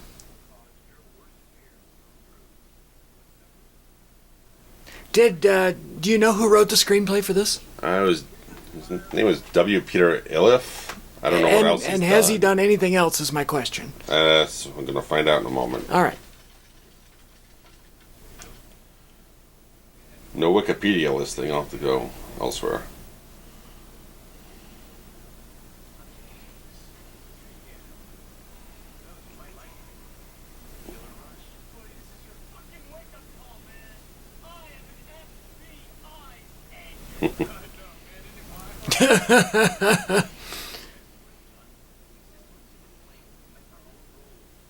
Or Patriot Games. Okay. And Varsity Blues. Well, all right.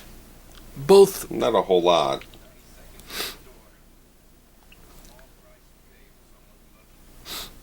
Man, Varsity Blues was so popular. I was working at the movie theater when that came out. And, I mean, it's like so beloved. Mm-hmm.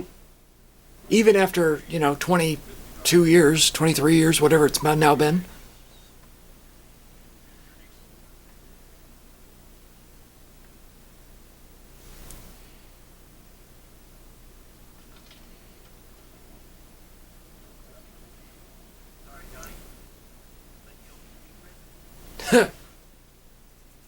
They couldn't come up with another one for him? He could be Gerald Ford. Well, yeah, they don't have a Ford. They don't have a Ford.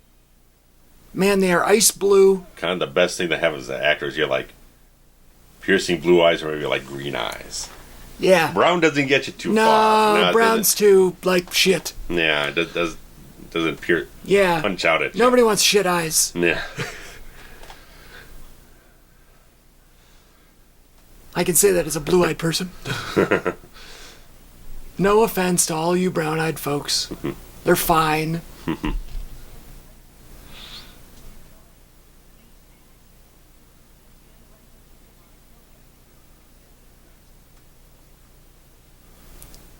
He was under duress and undercover.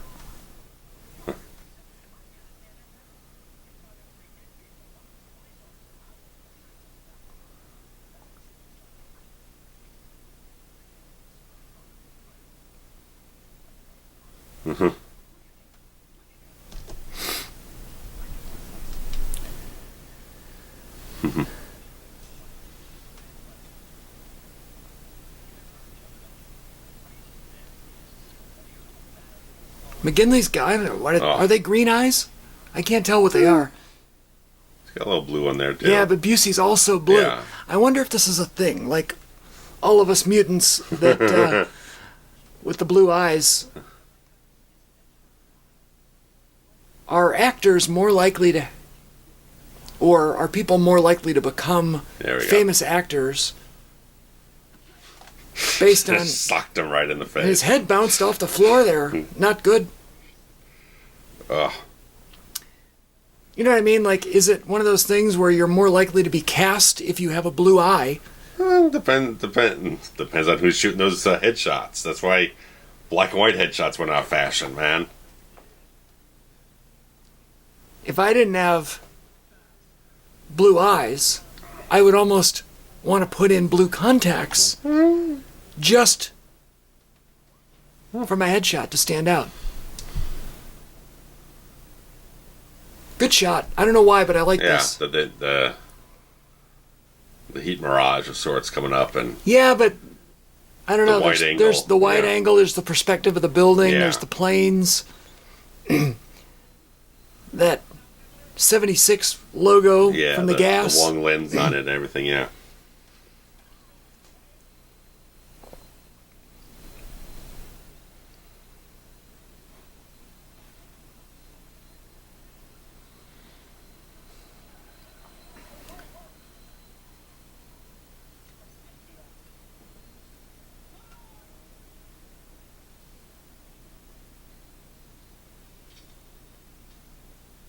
How'd they get a plane? Is it the same guy that took him up with the... I think so, yeah. All right.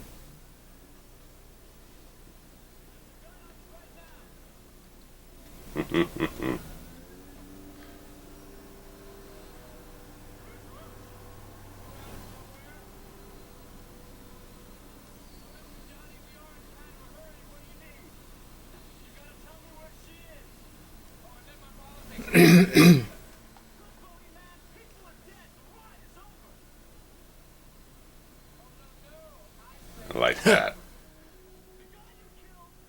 He's, he kind of transitions, heel turns halfway through the movie here. Right. And but he's so charismatic that it's like you're still kind of rooting for him to a certain degree. Right. Right, he's like the likable bad guy. Right. But at the same time, he's really turned on the evil here at the end. Yeah. He's gripped onto that extreme thing. It's like, I'm going to ride this all the way towards the very end of the road. I'm going to fly off that cliff. Which is corollary to his character. Right. Whole thing of, it's not tragic to die doing what you love. So it's like, the consequences aren't even there. It's like, I'm going to go all the way with this. I'm not going to be tempted away with it. I'm going to hold on and keep that grip on it all.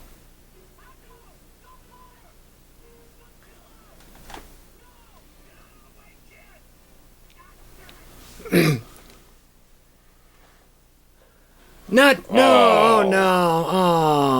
Oh. That's really sad. Oh.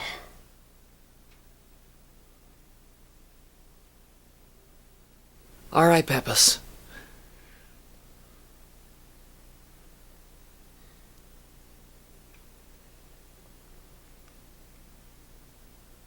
Wait, why do I get to be the Pappas to your Utah? I die in that scenario. Oh, no. It's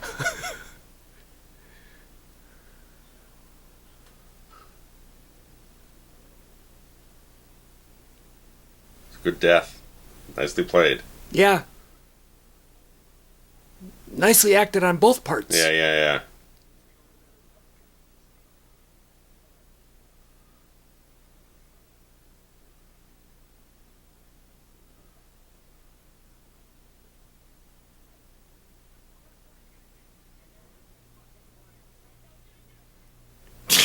Well, that didn't last long.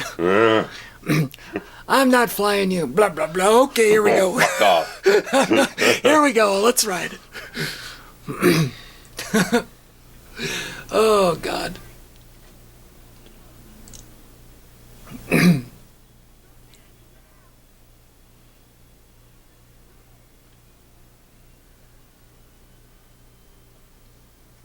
Well, he knows he's fucked. Yeah. Because now he's killed Yeah. multiple cops. Yeah. And they're on his tail now. They're riding right down the tarmac. Well, unless they got one of those cars that turns into an airplane. Yeah.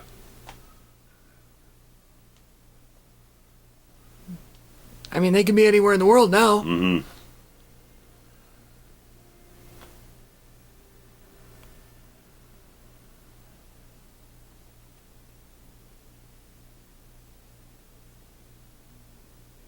These little planes scare me. I love the idea of them. I realize that, oh, Air Force One, that's cute. I don't know. I don't know how safe. When planes crash, it's always the little ones. Yeah. Ask Harrison Ford. Sure.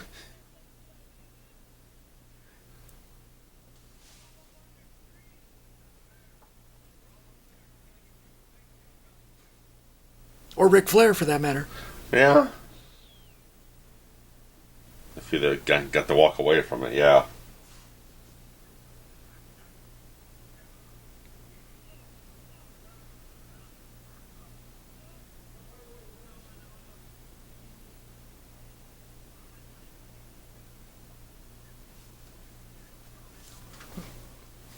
I can't imagine what it would feel like to get shot.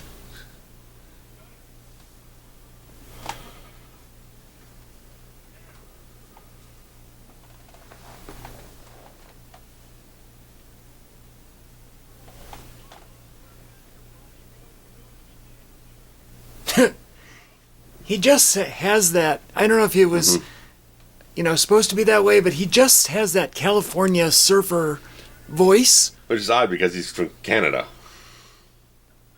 Like, I think that's one of the main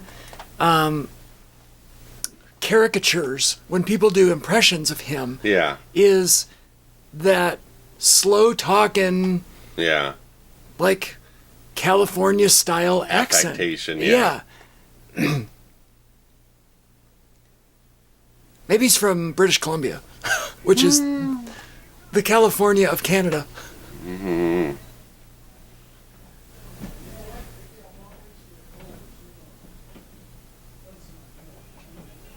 Released in Toronto. Oh, Toronto. I love Toronto.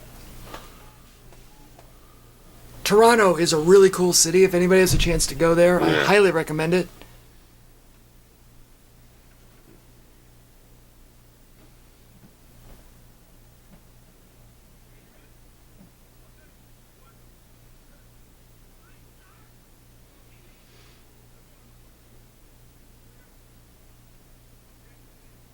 Is the idea that they're gonna all jump out of the plane? Yeah. Or are they just jumping him? Well, they're all jumping out there, and then Rosie's supposed to pick them up. I see, okay. Kind of the wicked cool thing was, like, this one has no visual effects. So, aside from, like, little photography trickery where they're doing, like, the wire rig over the fan. Right. We're not CGI any of this stuff into a background and a bunch of green screen crap. It's an actual jump out of an airplane. You just jumped out of a plane. right on camera. I mean, That's maybe fabulous. Maybe like the squibs and that kind of thing Right. from the gunshots are the most high tech. Yeah. Oh wow, no shoot. Now that's a stunt. Yeah. Because clearly that's somebody. That's a real... I'm sure the guy jumping probably had one underneath the shirt or something. That could be. Or the hell they got going on. I don't know. Or, well, you can't even guarantee that He's going to catch up. Right, and, right. Yeah. You got to protect the guys. Because anything can go Oh wrong. yeah, you can see it. Yeah, under it's there. little. You can see it. Little under trick. Little fakery there. there. Fakery.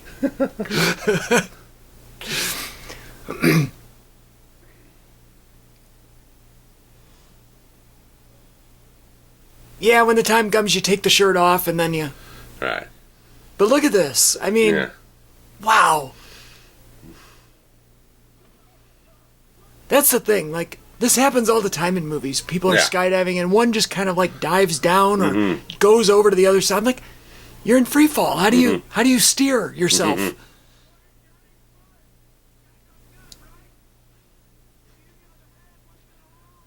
Love this type of stuff, man. But he's always thinking he's almost like, no, man. It is a great cat and mouse kind of situation. Yeah.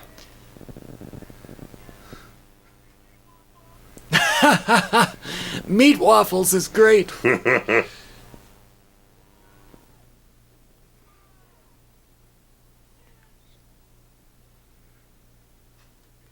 You're telling me you couldn't hold on to the gun and pull it? Yeah. Oh. Ow, fuck. Ow. There goes his bad knee. Oh, yeah.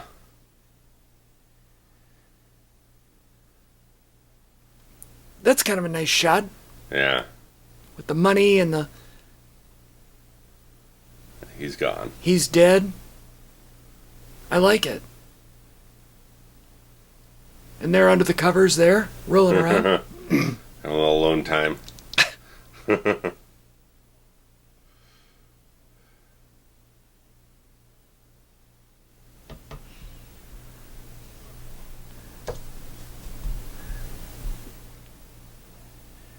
I don't remember him wearing those goggles, but maybe.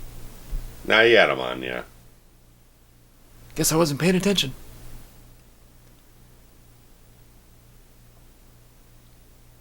It's interesting for how much it kind of like almost like a romance film it is. A little bit, There's yeah. no homoerotic subtext. No, No. none. You'd have a woman directing this. Well, right. It wasn't, your Jack Shoulders or your Schumachers, right. Yeah. It's not. I mean, it's nice. I'm appreciative of that. We need to put together like They didn't get all cheesy with it. They kept the relationship very much on a certain level there. They never dip below well, the kind of a Top Gun level or something. only people like us would even go there. Right. I watched this film for 20 years. The first time that ever came to mind. Yeah. I was going to say, you should put together like a Pride playlist for all of our homoerotic commentaries next summer.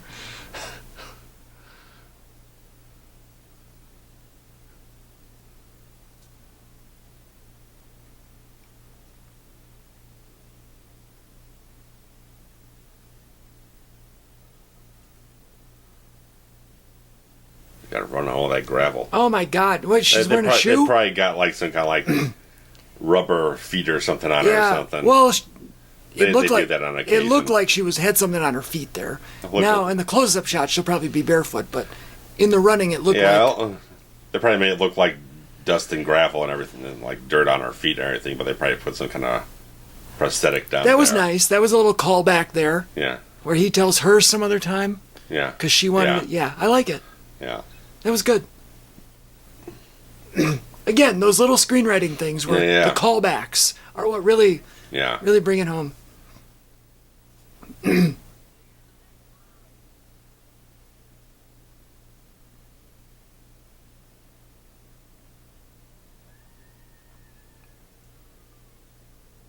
And it's kind of neat that, he gets away. At least at this point. It's very, very interesting in that regard. Because Johnny's main goal now is like, just get Tyler back alive. Right. If he can get Bodhi, that's good. But he's not tearing himself up about it. It's like that's something else he can follow up on another time.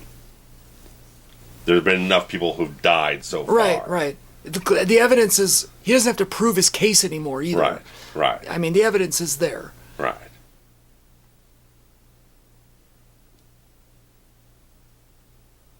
He's still only been a cop for like months, as opposed to been out of the academy for a short period of time.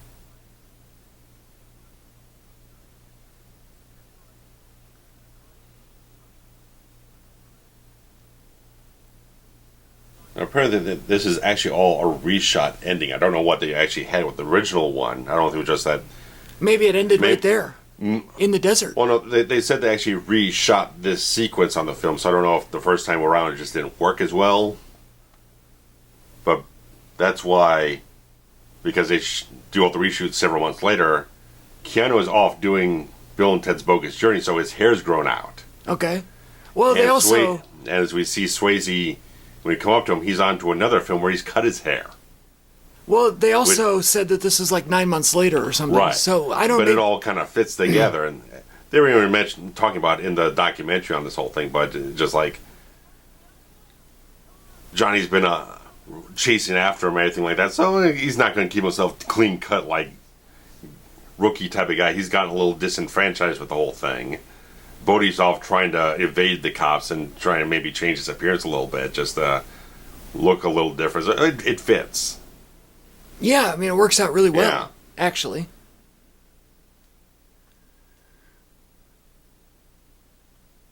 It's supposed to be Australia. I think they shot this sequence up in like Washington State or Oregon or something like that. It feels kind of Yeah. Pacific Northwest. Pacific Northwest. That was trying. It's supposed to be Australia, right? Yeah, and the waves thing is Waimea down in I think that's Hawaii.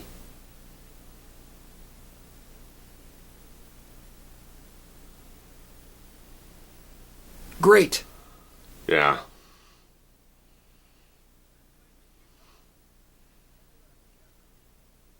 They also had it be raining, so to make his hair, you can't really tell. Yeah, as much. It doesn't stand out as much, yeah.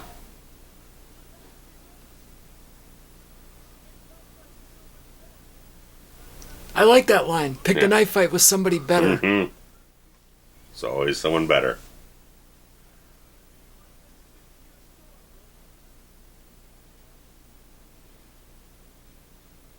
The ocean is unbelievable. Uh-huh. Like, that's not CGI. That's an actual wave in an actual ocean. Somewhere. Yeah.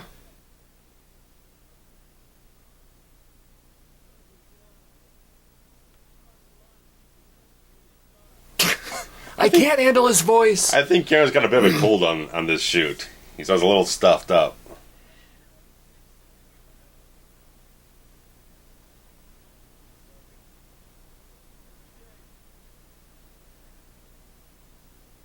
He just sounds so... I don't know. I don't even know the word. Mm-hmm. Like, it's almost like that can't be his real voice, but it is.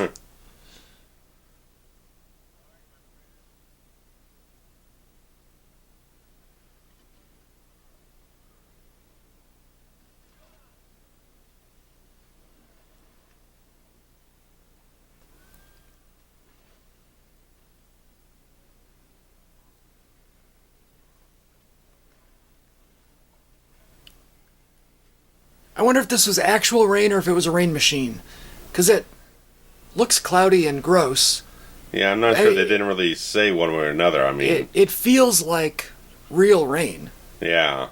Usually when it's a rain machine, you can tell. Yeah. But this feels real. Yeah. Which maybe means that it was good filmmaking and they've done their job and fooled me. Yeah. But you can't fake those waves. That's definitely a storm rolling through. Right. That's what I mean. Like... Ow. Oh. That looked like it was a little snug.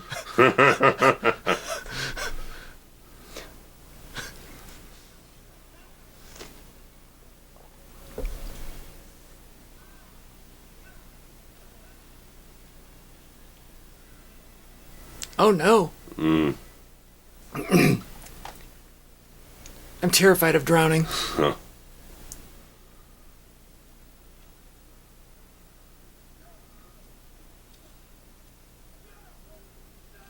Ha! Gotcha.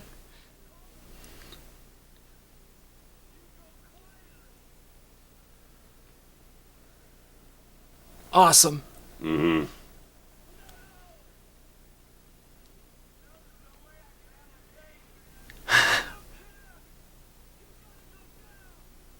He said that twice now. Look at that shit. Yeah. I want to see that for once in my life. Mm. I've never been to Hawaii. I do really want to go to Hawaii. I have been to Australia, but not anywhere like this. Yeah. I've never been to the Pacific Northwest. I don't know where else they have great waves. Again, I mean, this is why the whole film works for me, because these two characters come to this point where they're not traditional enemies. They kind of have the same wavelength. They kind of click in the same thing. They're just enough on different sides of things, but they still completely understand one another. Yeah.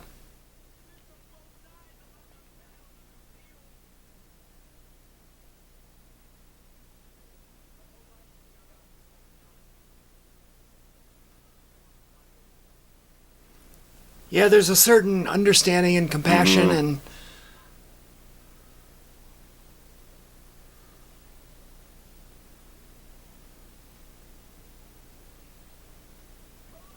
As much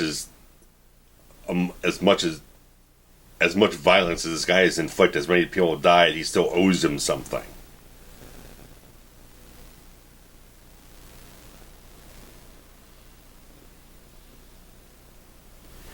I guess, he's going to let him go. What's the harm in letting him go? Because either he dies out there, or he makes it, and then they get him when he comes back in. Well, it all goes back to when they were talking about the 50-year storm before, saying it's not tragic to die doing what you love. He knows when he sends him out there, he's not coming back. He's going to die out there.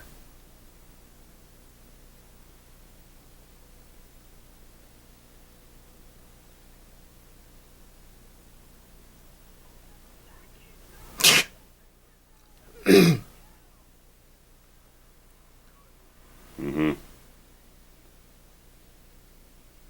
Holy shit. I mean, you're paddling out there into like some 100-foot wave. You ain't coming back.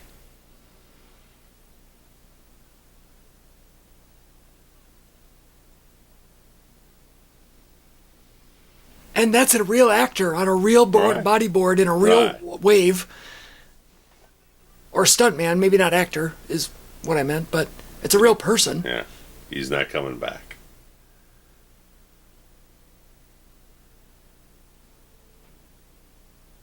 Yeah, he's going to crash on him and break his neck.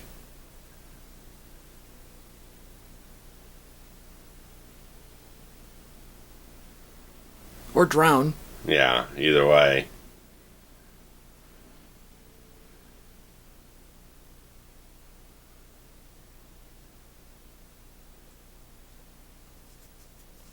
Unbelievable. It's one of just speaking for myself, it's one of my favorite film endings just because of that arc between the characters. It builds up so well, just like it feels. You don't really see that type of relationship build up between the protagonist and antagonist, and end the film kind of like this, or the guy, the protagonist, he knows he just threw everything away anyway. You let the guy go after he's been chasing around for months. FBI's not gonna keep him around. They're gonna fire him. Right. If not, press charges against him. He's done. But he threw it away because of something else he believed in a lot more. How do you feel about this font? I think it's weird. It's a little off. Because the A's aren't crossed, which is fine. It's kind of neat, but I don't know. It's not easy to read. I love this end song. It's from Rat. Oh, yeah, I love Rat. Yeah. Rat was really at the end of the road, though, in 91. A little bit, but Stephen Pearson follows me on Twitter. Oh, does he? That's fun. He's been following me for years. Never interacted anyway. He just followed. Well, I probably followed him, and he followed me back just for the hell of it. shout out to Stephen Piercy. Maybe we'll tag him on this Yeah. video. Great voice, Oh, yeah. fun band. Warren DeMartini, great guitarist for him and everything. But at this point, everything that I loved about music was going right down the toilet. Right. Thanks to bands like Nirvana and Pearl Jam and that group. Yeah. Nirvana really was the one that, Yeah. you know. Took the glitz and glamour Yeah, away. yeah, right. You know, I had bands like, you know, Poison and Damn Yankees and, Yeah. oh, God. All of those. Danger is Yeah. one of my all-time faves. And there was zero interest in promoting those types of bands and those types of music. Right. Well, there were some that were still putting out really good albums. 100%. But they just weren't getting the attention for it. Right, yeah. It was like they didn't exist. Right. And the minute, this happened with the Bee Gees, a generation prior. Right. The minute somebody says, "Oh, that's not good anymore," then that's it. It's over. Once Steve Dahl Right. sets and plays every disco record in Chicago. Right. It was done for them. They were done. So Nirvana comes out and everybody says, "This is the sound we like," and guess what? Right. The sound that I like means it's gone. Right. It's over. Sorry, Yeah. Stephen Piercy, if Yeah. you're watching this.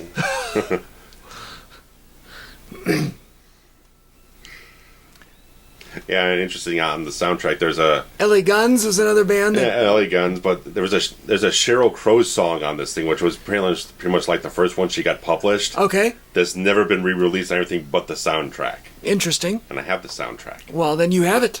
Yes, it's a nice song. I could do without her too. She doesn't really, blow my skirt up, as they say. I mean, she didn't break until like a couple years after this, anyway. So Right. Everybody starts somewhere, and this was the era still where soundtracks were the way to go. Oh, Like, yeah. they were a vehicle. The Rat song had a music video and everything Sure. going on. So If it was between 83 and 93, the soundtrack was like a major event. oh yeah. Well, anyway, So by the way, this was my 99th commentary. yes, we're getting up to 100th later on this month. That's kind of fun. Yes. So guys, thanks so much for joining us, and take care. See ya.